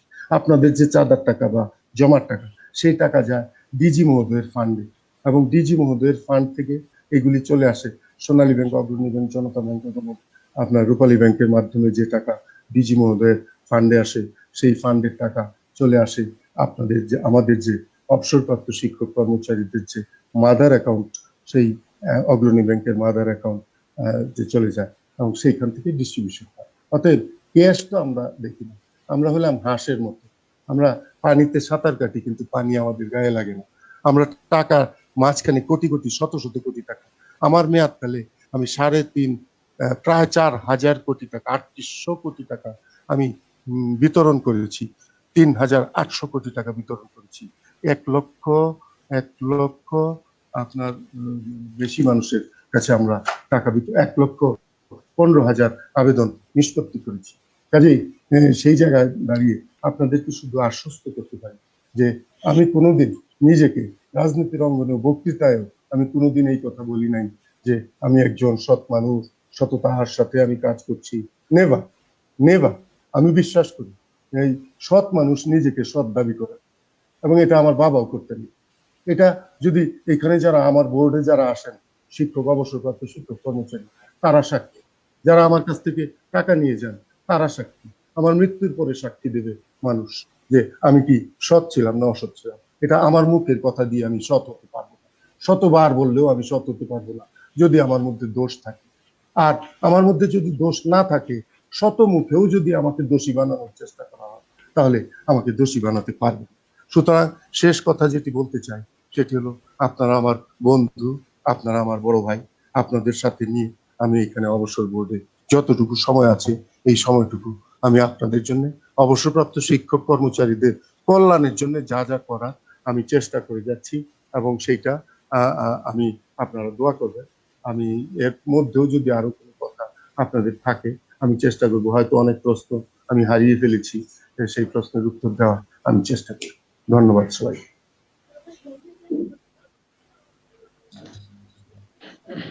ধন্যবাদ সবাই। ধন্যবাদ স্যারকে। আপনার অনেক কথাই শুনলাম। আসলে আজকে আপনার কথার মাধ্যমে দিয়ে অনেক শিক্ষকই আসলে বুঝতে পারবে প্রকৃত ঘটনা। আসলে এখন আমি যাব আমাদের সম্মানিত সভাপতি আবুল বাশার হাওলাদার স্যার আপনি খুব সংক্ষিপ্ত সময়ের জন্য একটু কথা বলবেন। আসলে স্যার যে কথাটা বলেছেন, যে বর্ণনা, যে বিবৃতি দিয়েছেন, সেই প্রেক্ষিতে আপনি একটু আলোচনা করুন। ধন্যবাদ। আচ্ছা, এখানে অত্যন্ত সুন্দরভাবে আমি আগেই বলেছিলাম যে আগের চেয়ে অনেকটাই মানে যে সময় কম লাগছে এখন, এবং এটা সচিব মহোদয় যে বলেছেন তার অনেক কিছু এখানে আছে। তিনি মন্ত্রণালয়ের সাথে যোগাযোগ করে যেভাবে হোক টাকা পয়সা নিয়ে এটা আস্তে আস্তে দূরত্বটা অনেকটাই হ্রাস পেয়েছে। কিন্তু তারা বলছিলেন যে এই অবসর সুবিধা এটাকে পেনশনে রূপান্তর করা যায় কিনা। পেনশনে রূপান্তর করলে হয়তোবা শিক্ষকরা উপকৃত হতেন বেশি। সাথে সাথে জাতীয়করণ যদি হয় তাহলে তার কোনো প্রশ্নই আসে না। তবে কিছু শিক্ষক বিভিন্ন সামাজিক যোগাযোগ মাধ্যমে লিখেন বা বলেন যে কল্যাণ ট্রাস্ট অবসর সুবিধা বোর্ড বন্ধ করা হোক। এই যেটার জন্য আন্দোলন করে যেটা বা শিক্ষকদের দাবি ছিল এটাকে বন্ধ করবে কেন, এই প্রশ্নটা আসবে কেন? তা বন্ধ করলে কি হবে? আগে অন্য কোনো বড় সুবিধা না পেয়ে তো এটাকে বন্ধ করা যায় না, তাই না? তা এইটা ভালো একটা সুবিধার প্রস্তাব দেখ তারা, যে আমরা এই সুবিধাটা চাই, সেই সুবিধার জন্য আমরা সরকারের সাথে কথা বলি, সেইটা পাওয়ার পরে আমরা এটা অটোমেটিক বন্ধ হয়ে যাবে। কিন্তু এখনই কল্যাণ ট্রাস্ট অবসর সুবিধা বন্ধ করে দিতে হবে, এই ধরনের কথা যে বলে এটা আসলে ঠিক কিনা এটাও আপনাদের কথা বলতে হবে ব্যাপারে। আর বলার কিছু আর নাই, অনেক কথাই বলেছেন। তবে আমি চাই আপনি যেহেতু সরকারের একজন ঘনিষ্ঠ ব্যক্তিত্ব, আপনি শুধু শিক্ষক সংগঠনের নেতা তা নয়, আওয়ামী লীগেরও একজন বহুদিনের পরীক্ষিত কর্মী এবং নেতা, এবং আপনি অবশ্যই আপনার কথায় সরকার বেসরকারি শিক্ষকদের জন্য অবশ্যই আরো যে সমস্ত আমাদের বঞ্চনা আছে এগুলোর থেকে আমরা মুক্ত হতে পারি কিনা। যেমন আমাদের আর একটা দাবি ছিল, যেমন আপনি বেসরকারি শিক্ষক হলেও আপনি কিন্তু অবসর সুবিধা বোর্ডের সচিব হয়েছে। এরকম অন্যান্য যে সরকারি অফিসগুলো আছে সেখানে বেসরকারি শিক্ষকদের প্রদান করা যায় কিনা। যেমন শিক্ষা বোর্ড আছে, তারপরে মাউসি আছে, এইসব জায়গায় এই বেসরকারি শিক্ষকদের অনেক যোগ্য শিক্ষক আছে যারা এই সমস্ত প্রশাসনিক কাজ করতে পারেন, এদেরকে প্রদান করা যায় কিনা এ ব্যাপারেও আমরা কথা বলতে পারি, না? আচ্ছা, তা আমরা এইসব বিষয় নিয়ে যেহেতু আমাদের অবসর সুবিধা এবং কল্যাণ ট্রাস্টের সচিব আমাদের বেসরকারি শিক্ষকরা, অন্যান্য পদেও তো তারা এখানে তারা যোগ্যতরভাবে যোগ্যতার সাথে এবং সক্ষমতার সাথে তারা তাদের কাজ পরিচালনা করছেন। হ্যাঁ, তা এখানে অন্যান্য জায়গায় আমরা পদায়ন হতে পারি কিনা বেসরকারি শিক্ষকরা। আর এই অবসর সুবিধা ৭৫ মাসেই কি থাকবে, এটা আরো একটা ই করে। এবং আপনি বলছিলেন যে একটা ফান্ড হইলো শিক্ষকরা চাঁদা দিবে, আর দুইটা উৎস যে আছে, সরকারি একটা উৎস আছে আর একটা উৎস হলো অন্যান্য। সরকারি উৎস সরকার থেকে কোনো বছর দেয়, কোনো বছর দেয় না, এই উৎসটাকে আরো বৃদ্ধি করা যায় কিনা। আর অন্যান্য বলতে যেটা বুঝায় সেটা হলো আমরা একবার আলোচনা করছিলাম এবং এ ধরনের কথা হচ্ছিল, ছাত্রদের থেকে ছাত্রদের যে আমরা সেশন চার্জ নেই সেখান থেকে এই কল্যাণ অবসরের জন্য একটা অংশ রাখা যায় কিনা, বা বিভিন্ন স্কুল কলেজ থেকে একটা টাকা যেভাবেই দেখ তারা প্রত্যেক স্কুল কলেজ প্রতি তাদের অর্থনৈতিক সামর্থ্য অনুযায়ী এটা আদায় করা যায় কিনা। তাছাড়া বন্ড অথবা পোস্টাল অর্ডার, বিভিন্ন ধরনের সিস্টেম আছে রেভিনিউ শিক্ষকদের এই অবসর সুবিধার জন্য, বিভিন্ন ধরনের ফান্ড করা এখানে যায় কিনা, এ ব্যাপারে তো আপনারা কোনো উদ্যোগ পারেন নিতে। ফান্ড বৃদ্ধি হলে হয়তো আপনি অবসরের পরপরই 1 মাসের মধ্যে টাকা পারবেন দিতে, এবং এটা বৃদ্ধি করাও সম্ভব, এবং পেনশনে রূপান্তর করা যায়। এইটাই আমার কথা। এটাকে আরো আপডেট করার জন্য কিভাবে ফান্ড বৃদ্ধি করা যায়, এটাই। ধন্যবাদ।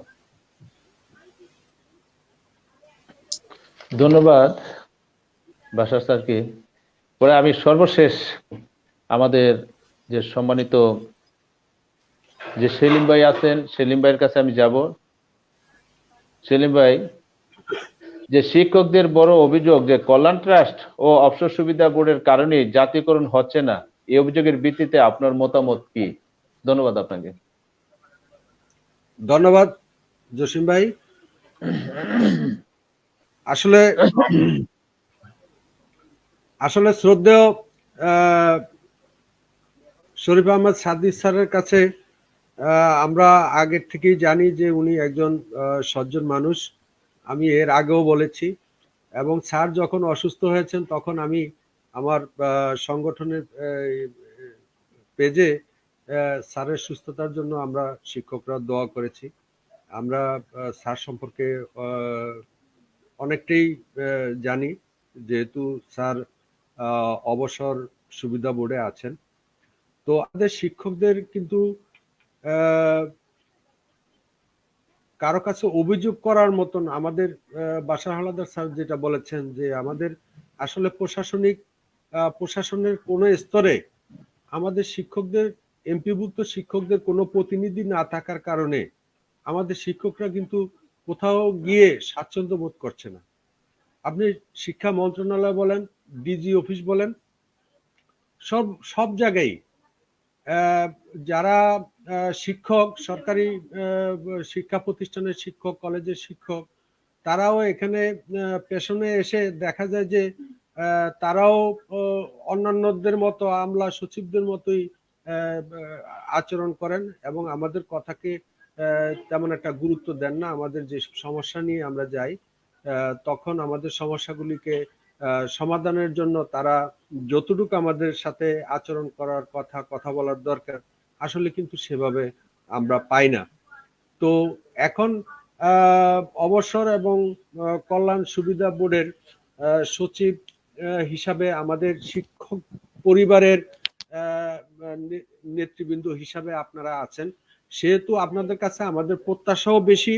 আমাদের দাবি, আবদার, অভিযোগ, অভাব সবকিছু আপনাদের পর্যন্ত আমাদেরকে বলার একটা সুযোগ আমাদের সৃষ্টি হয়েছে। তো যাই হোক, আমার কথা হচ্ছে যে স্যার, আপনি অবসর সুবিধা বোর্ডের সচিব হিসাবে আছেন খুব অল্প সময়ের জন্য। তো আপনার কাছে আমরা বিনয়ের সাথে অনুরোধ রাখবো যে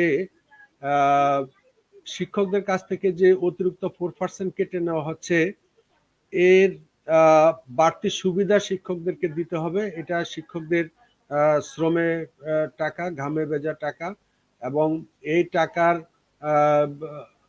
আইন অনুসারে, বিধি অনুসারে, যে বিধিটা 1990 সালে এবং 2002 সালে করা হয়েছে, সে আইন অনুসারে আমাদেরকে 4%-এ অবসর সুবিধা বোর্ড 75 মাসের সুবিধা দিবে, এটা বলা আছে।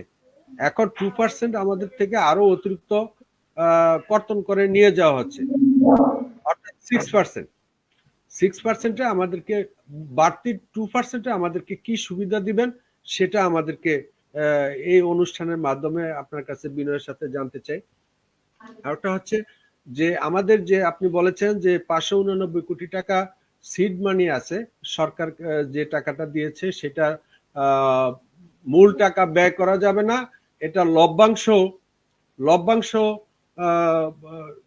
ব্যয় করবে অফিস খরচ এবং শিক্ষকদের অবসর সুবিধা প্রদানের ক্ষেত্রে। সেহেতু এই বিষয়ে এই টাকাগুলিকে আরো অধিক লাভজনক কোনো খাতে ব্যয় করার, আমি একটা বিধিতে দেখেছি যে সেখানে বলা আছে যে এই টাকা, স্থায়ী আমানতের টাকা লাভজনক খাতে ব্যয় করতে হবে, ব্যয় করা যাবে। তো যদি আমরা এই টাকাগুলি দিয়ে যদি বিভিন্ন জেলায় একটি করে কমিউনিটি সেন্টারও যদি ভাড়া দেওয়া যায়, কমিউনিটি সেন্টার নির্মাণ করে সেখান থেকে আমাদের একটা ভালো একটা লাভের অংশ আসতে পারে। এটা আমার প্রস্তাব। জাস্ট আমরা একটা শিক্ষক ব্যাংক তৈরি করতে পারি, যে ব্যাংকের মাধ্যমে শিক্ষকদের বেতন, বিভিন্ন জমা টাকা এইভাবে রেখে সেখান থেকে আমরা একটা লাভ করতে পারি। সেই লাভের টাকাটা আমরা অবসর সুবিধা বোর্ডে এনে আমরা শিক্ষকদের এই বঞ্চনা এবং লাঞ্ছনা, যেই হয়রানির শিকার হচ্ছে, সেখান থেকে আমরা উত্তরণ পেতে পারি। এছাড়াও বিধির 9-তে অবসর সুবিধা বিধির 9-তে বলা হয়েছে একে উপধারায় যে সরকার বিভিন্ন সময়ে অনুদান থোক বরাদ্দ দিবে। তাহলে আমাদের যখন অবসর সুবিধা বোর্ডে, যখন কল্যাণ ট্রাস্টে এবং অবসর সুবিধা বোর্ডে যখন আমাদের টাকার ঘাটতি দেখা দিল, আপনার মতে, আপনার হিসাবে 46,000 দরখাস্ত আপনি 2016 সালে এসে পেয়েছিলেন, সেখান থেকে এখন বর্তমানে 20,000-এ এসে দাঁড়িয়েছে 30 মাসে। 30 মাসে এখন এটা বৃদ্ধি পাচ্ছে। এখন কথা হচ্ছে যে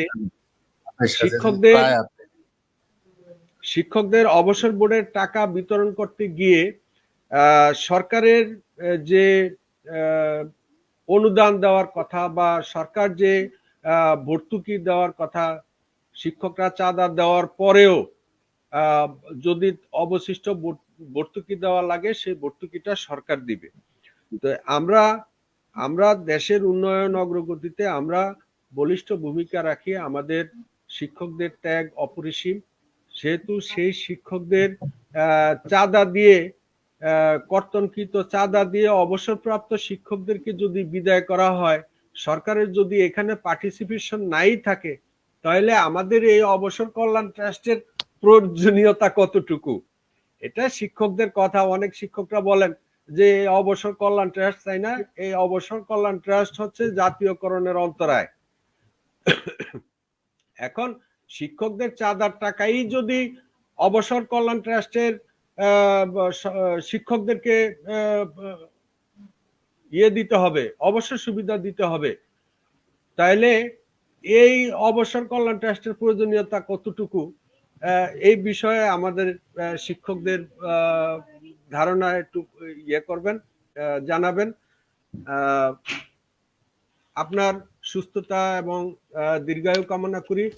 যে সময়ে আপনি আমাদের মাঝে আছেন, এই সময়ে শিক্ষকদের জন্য আপনার মনে প্রাণে, আপনি একজন শিক্ষক, আপনি শিক্ষকদের কল্যাণ চান, অনেক আপনার অবদানও আছে। 46,000 থেকে 20,000-এ নামিয়ে আনা চারটিখানি কথা নয়। তদুপরি আমাদের 20,000 শিক্ষক এখনো আছে। এই শিক্ষকদেরকে অতি অল্প সময়ের ভিতরে সরকার থেকে টাকা এনে কিভাবে এই শিক্ষকদেরকে বিদায় করা যায়, সেই বিষয়ে আপনি আপনার সদিচ্ছা আছে। তারপরেও অনুরোধ থাকবে যে সরকারকে বুঝিয়ে, আপনি সরকারেরই একজন প্রিয় মানুষ, আপনার কথা ফেলবে না। শিক্ষা কমিটি আছে, মাননীয় প্রধানমন্ত্রীও অত্যন্ত সদস্য, এবং শিক্ষার মান উন্নয়নে ইতিমধ্যে সরকার অনেক কাজ করেছে। আমরা সেই সব কাজের অবশ্যই প্রশংসা করি। তো আমাদের এই শিক্ষকদের এই বার্ধক্যে গিয়ে যেই বিড়ম্বনা বা বঞ্চনা বা যেই সম্মুখীন হচ্ছে, এর থেকে উত্তরণের জন্য আমাদের শিক্ষকদের স্থায়ী একটা পেনশনের যদি ব্যবস্থা করে যাওয়া যায়, তাহলে আমরা আপনাকে চিরদিন শ্রদ্ধার সাথে স্মরণ করব। আপনি মাননীয় প্রধানমন্ত্রীকে বা তার কাছাকাছি যারা আছে তাদেরকে বুঝিয়ে যদি শিক্ষকদের পেনশনের ব্যবস্থা, মাসিক পেনশনের ব্যবস্থা করে দিতে পারেন, তাহলে আমরা আপনাকে চিরদিন শ্রদ্ধার সাথে স্মরণ করব। তো আজকে এই অনুষ্ঠানে সংশ্লিষ্ট হতে পেরে আমি নিজেকে ধন্য মনে করছি। আপনার মতো জ্ঞানী গুণী মানুষের সাথে কথা বলতে পেরে নিজেকে ধন্য মনে করছি। তো আমার শিক্ষকদের এই 4%-এর বিপরীতে অতিরিক্ত যে কর্তন করা হচ্ছে 4%-এর বিপরীতে কি সুবিধা দেওয়া হবে সে বিষয়ে, আর হচ্ছে যে সরকারের থেকে টাকা বুঝিয়ে সরকারের থেকে টাকা এনে এই অবশিষ্ট যে শিক্ষকরা এখনো পায় নাই, অবসর সুবিধার টাকা পায় না, সেই টাকাটা দেওয়ার জন্য প্রয়োজনীয় ব্যবস্থা গ্রহণ করার জন্য আপনাকে বিশেষভাবে অনুরোধ করছি। ধন্যবাদ সেলিম পরিশেষে স্যারকে। আপনার সুস্থতা এবং দীর্ঘায়ু কামনা করি। ধন্যবাদ আপনাকে, অত্যন্ত সুন্দর বক্তব্য রেখেছেন আপনি। এখন সর্বশেষ আমরা সাদি স্যারের কাছে যাব। স্যার, আপনার বক্তব্য আমাদের হাজার হাজার শিক্ষক শুনেছেন এবং আজকে অনেক কিছু উপলব্ধি করতে পারছেন। এখন আপনারও আসলে আর যেটা শুনলাম যে আর 2 বছর আছে, আপনি 2 বছর পর অবসরে চলে যাবেন। এখন কথায় আছে all's well that ends well, শেষ ভালো যার সব ভালো তার। সর্বশেষ আপনার যে একটা নজির স্থাপন, একটা চমক দেখাবেন, সেটাই কি আমরা আশা করি। এবং সর্বশেষ আপনার কি চমক এবং কি করতে পারবেন শিক্ষকদের জন্য, কি আপনার যে পরিকল্পনা এই বাকি 2 বছরের মধ্যে, সেটা আমরা একটু সর্বশেষ একটু শুনতে চাই। ধন্যবাদ স্যার আপনাকে। আমি আসলে কখনোই কথার ফুল ঝুরি দিয়ে আমি আমার কথা মালা সাজাই না।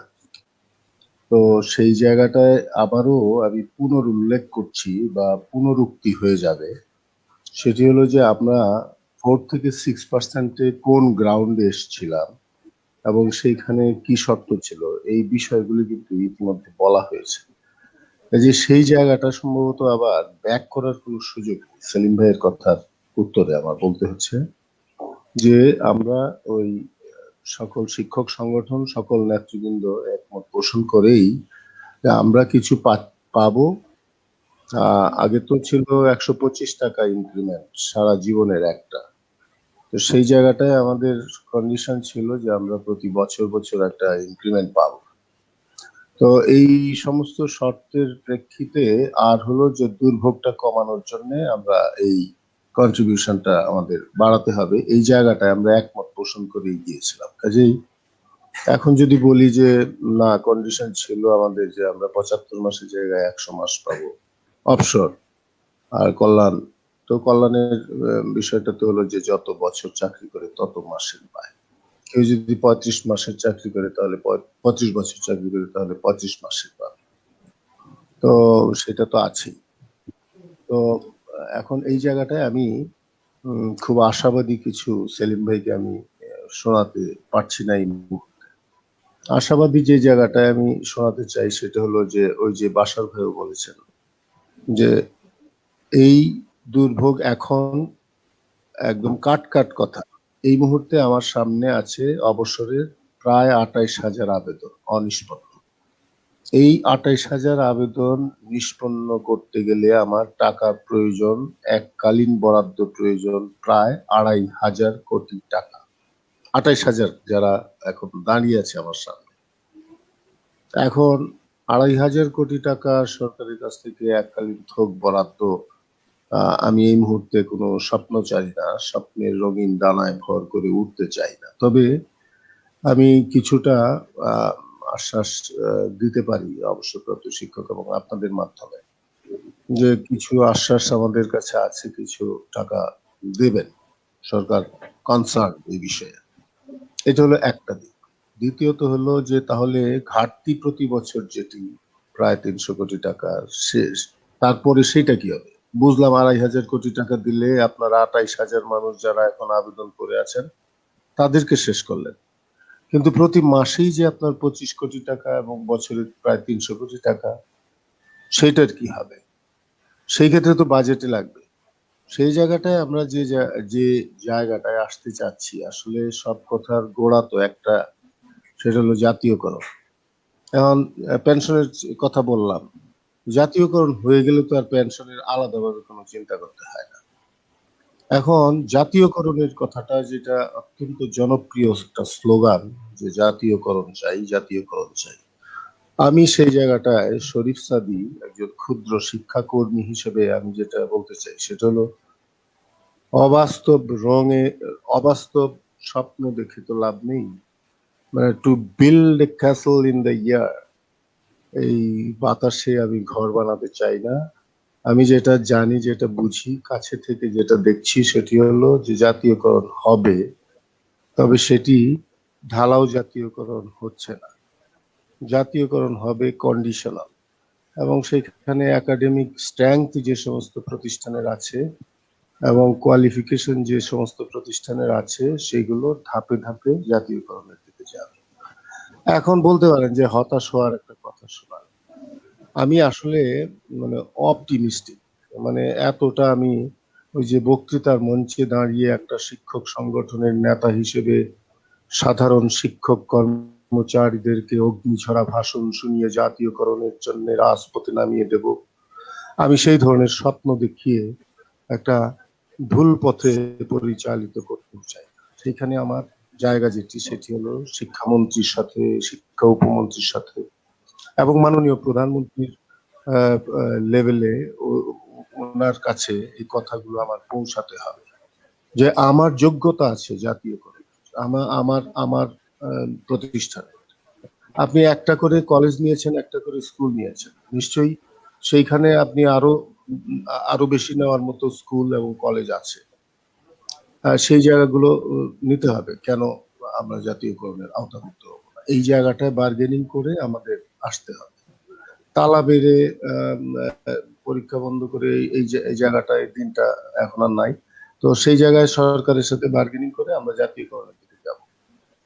এর আগে আমরা যতদিন এই যে অবসর বোর্ড কল্যাণ ট্রাস্টের কারণে বাধা, এইটা সম্ভবত যে জাতীয়করণের বাধাটা অবসর বোর্ড কিংবা কল্যাণ ট্রাস্ট না, এখন এটা সরকারের নীতি নির্ধারণী পর্যায়ে আপনার চিন্তা ভাবনা এরকম। এখন প্রেসার ক্রিয়েট করে, আপনার চাপ সৃষ্টি করে, এখন মাঠ গরম করে, যেখানে আপনার নানা ধরনের ষড়যন্ত্র চলছে দেশি এবং আন্তর্জাতিক ভাবে এই সরকারকে আনস্টেবল করার জন্য, এই সরকারের স্টেবিলিটিকে নষ্ট করে দেওয়ার জন্য, সরকারকে ক্ষমতাচ্যুত করার জন্য, এমনকি প্রধানমন্ত্রী শেখ হাসিনাকে পারলে তো তারা দুনিয়া থেকে সরিয়ে দেয়। আল জাজিরা যারা যুদ্ধাপরাধী বিচার চায়নি, যারা রোহিঙ্গাদের এই যে আপনার ভাষান্তরে নিয়ে যাওয়াটাকে যারা ভালো চোখে দেখে, এই আল জাজিরার মাধ্যমে লন্ডন থেকে বসে রিমোট কন্ট্রোলের মাধ্যমে বাংলাদেশের রাজনীতিকে যারা অস্থিতিশীল করার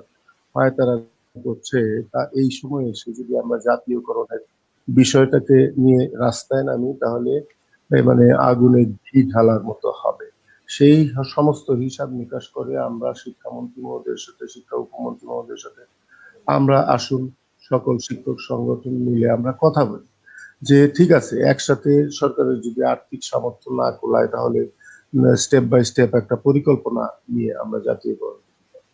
আচ্ছা ঠিক আছে, জাতীয়করণের আগে আমরা যে অবসর বোর্ড এবং কল্যাণ ট্রাস্ট, এই জায়গাটা আমরা পেনশনের দিকে কেন যাওয়া যায়? তারপরে আমাদের পরিকল্পনা আছে সেটা হলো যে এ পর্যন্ত দেখেন আমরা কত দূর কি করেছি। আমি 2016 সনে আসার পরে, এখানে আসার পরে জুনায়েদ আহমেদ পলক হলেন আইসি মিনিস্টার। আইসিটি মিনিস্টারের সাথে বসেছি, বৈঠক করেছি যে এই যে ম্যানুয়ালি যে আবেদন নেওয়া হয়, সেই জয়পুরহাটের খেতলাল উপজেলা থেকে কিংবা আপনার সিলেটের শেষ প্রান্ত থেকে চট্টগ্রামের মহেশখালীর মাতারবাড়ি একটা মাদ্রাসার শিক্ষক এসে ঢাকায় এসে এখানে আবেদন জমা দেন, সেখানে নানা ধরনের হয়রানির শিকার হতে, এটাকে আমরা অনলাইনে আনতে চাই, এটা সফটওয়্যার ডেভেলপ করতে চাই। আইসিটি মিনিস্টার জুনায়েদ আহমেদ পলক লাভ দিয়ে উঠলেন, বললেন ঠিক আছে টাকা দেবো আমি, আপনি এটা দ্রুত ব্যবস্থা করেন। কারণ তার কাছে নাটোরের যে শিক্ষক কর্মচারীরা, প্রত্যেক এমপি মন্ত্রীর কাছে তো আসলে শিক্ষক কর্মচারীরা যায় তাদের পাওনা টাকাটা পাওয়ার জন্য, সেই ক্ষেত্রে তারা তো জানে বুঝে। আমি যখন এই প্রস্তাবটা দিলাম তখন তিনি 10 লাখ টাকা, কল্যাণের জন্য 5 লাখ, আমাদের জন্য 5 লাখ, 10 লাখ টাকা বরাদ্দ দিলেন আমরা সফটওয়্যার ডেভেলপ করার জন্য, এবং আমরা অনলাইনে এটা চালু করতে সক্ষম হয়েছি 17 সালে। তাও এটা বেশ অনেকদিন সময় লেগেছে, 2018 সালে মে মাসে এসে আমরা অনলাইন চালু করতে সক্ষম হয়েছি। অবশ্য 2012 সালে মাননীয় প্রধানমন্ত্রী একবার উদ্বোধন করেছিলেন, আমি জানি না কি কারণে 2012-তে জন্মলগ্নে শিশুটির মৃত্যু হয়েছিল। এসে দেখলাম যে 12 সালে মাননীয় প্রধানমন্ত্রী উদ্বোধন করলেন, কিন্তু সেটি এসে 2018 সনে এসে কার্যকর হলো। আচ্ছা, যাই হোক, সেদিকে যেতে চাই না।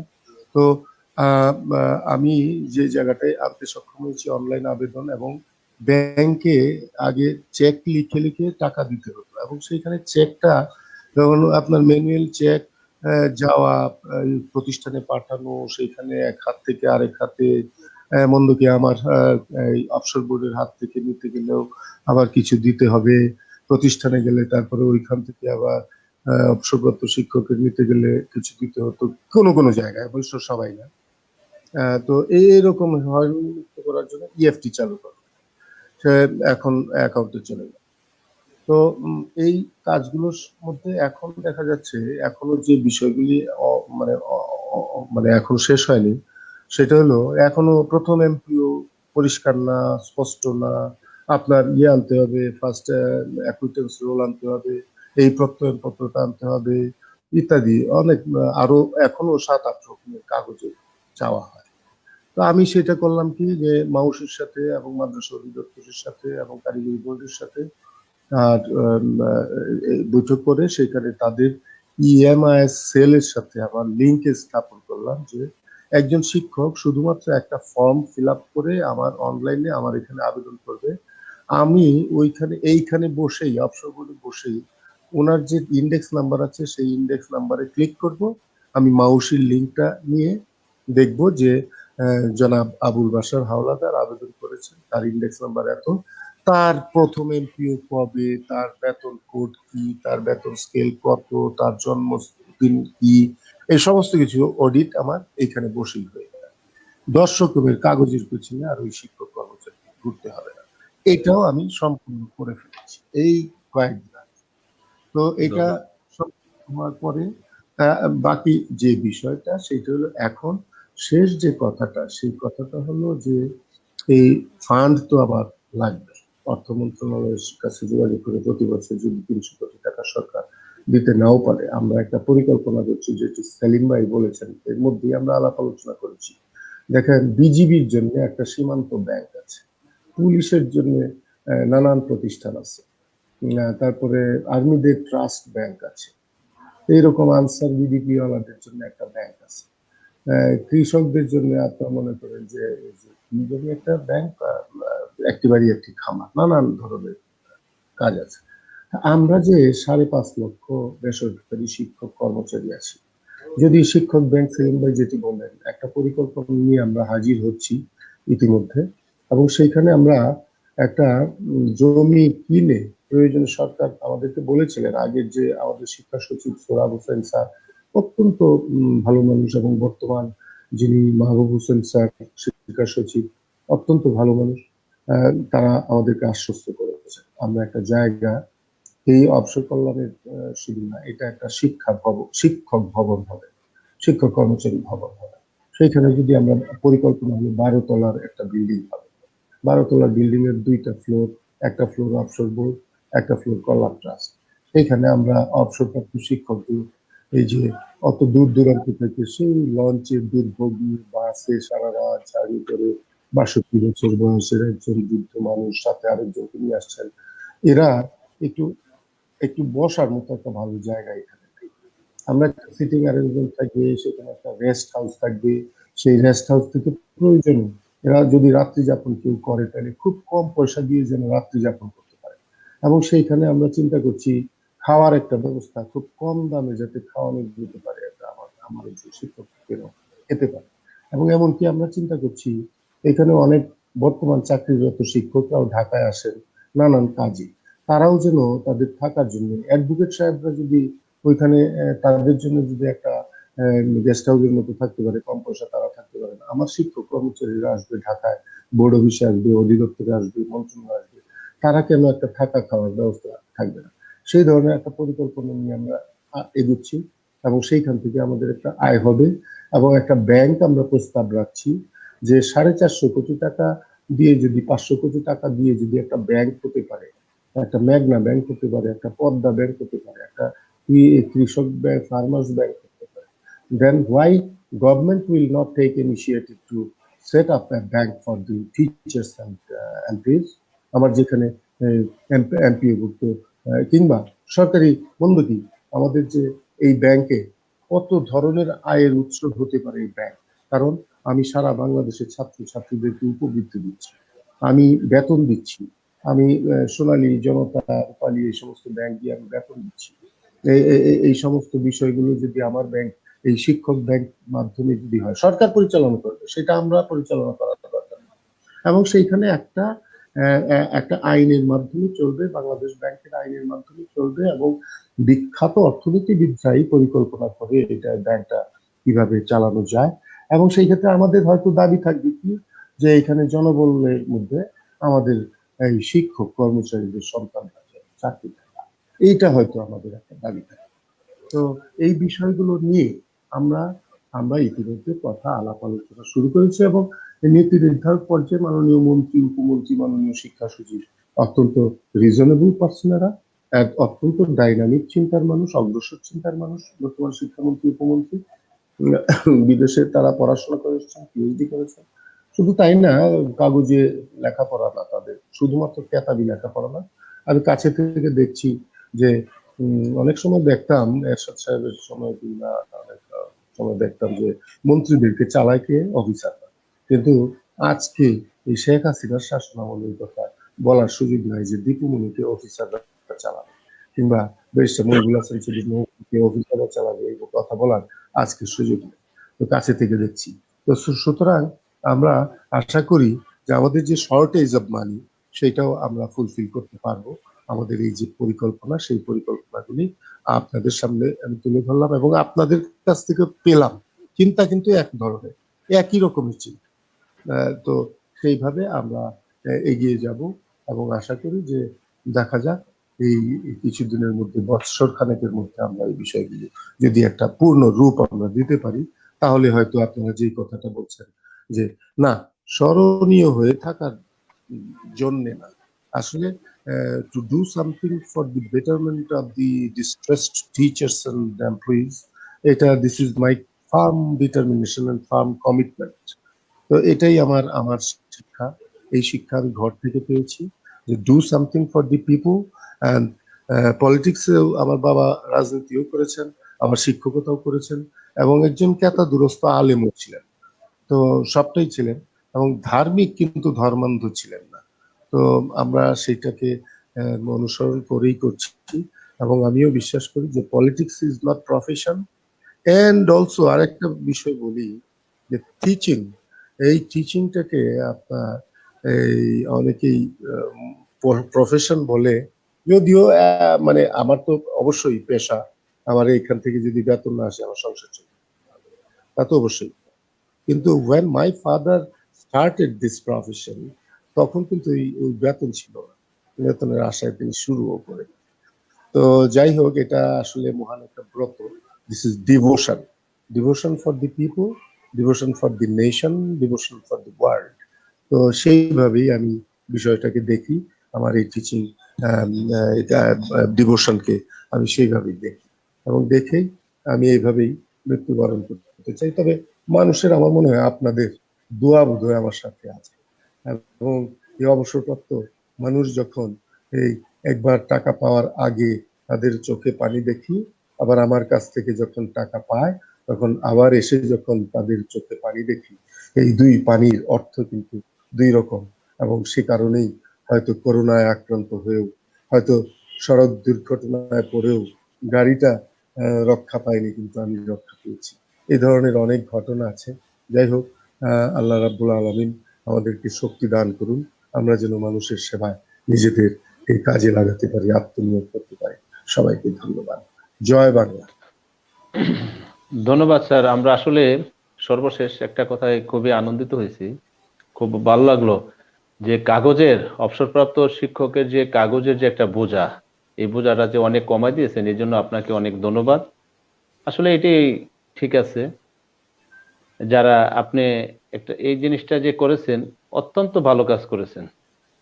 কারণ এই ধরনের কাগজ সংগ্রহ করতে আমরা তো অনেক কষ্ট করতে হচ্ছে, কারণ আমরা প্রতিষ্ঠান প্রধান হিসাবে যেটা দেখেছি, এখনো দূর দূরান্ত থেকে অনেক প্রধান শিক্ষকরা এসে আমাদের এখান থেকে প্রতিষ্ঠান থেকে কাগজ নিয়ে যেত, কিন্তু এখন আর সেটা নিতে হয় না।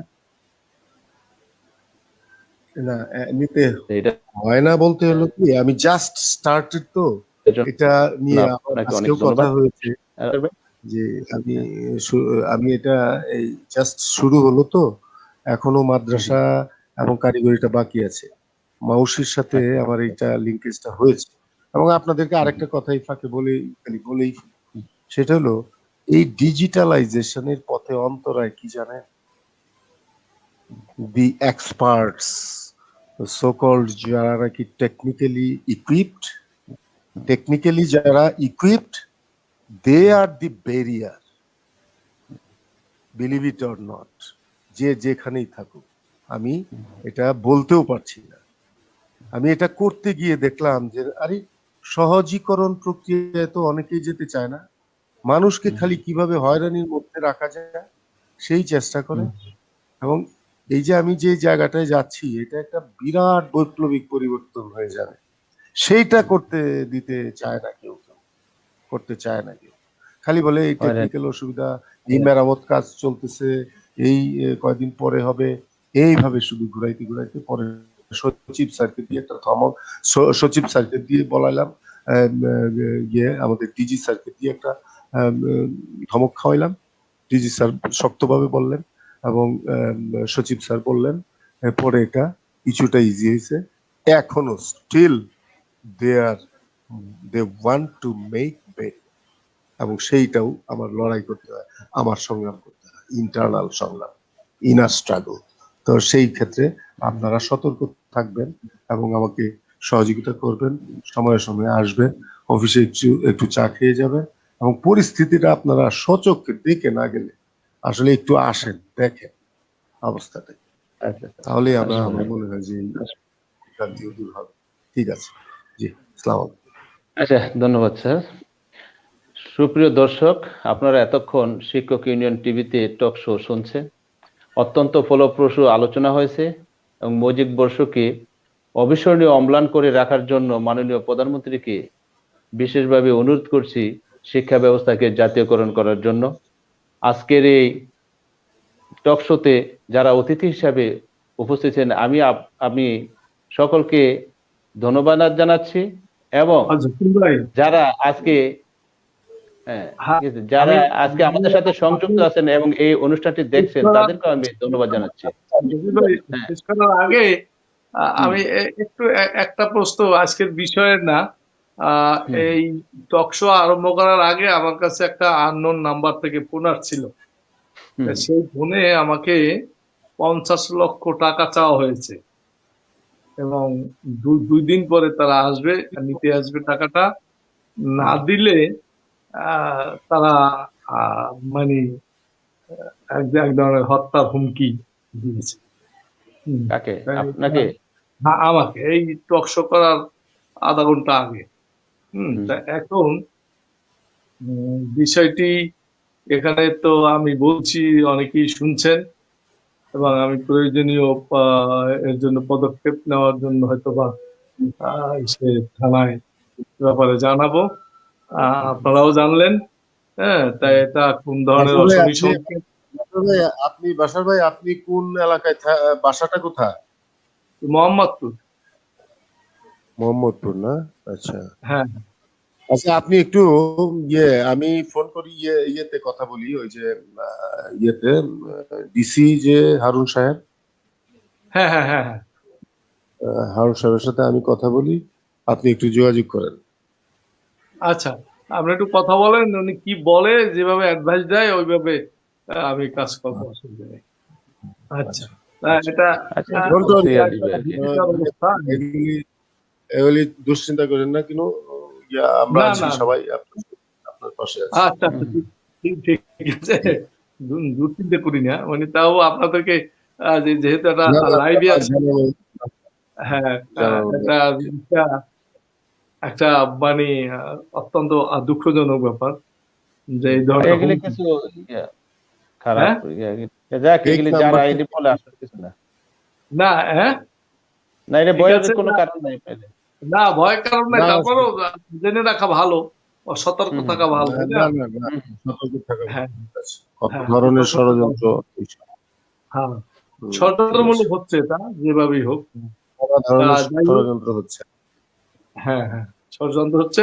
তা এখন ওই ঠিক আছে, আজকের জন্য শেষ করে দেন জসিম ভাই। আচ্ছা ধন্যবাদ সকলকে আজকের জন্য কি সকলকে ধন্যবাদ আজকের জন্য এই বলে কি ধন্যবাদ দিয়ে সকলকে ধন্যবাদ দিয়ে আজকের আশার অনুষ্ঠান ভাইকে শেষ করছি। ধন্যবাদ।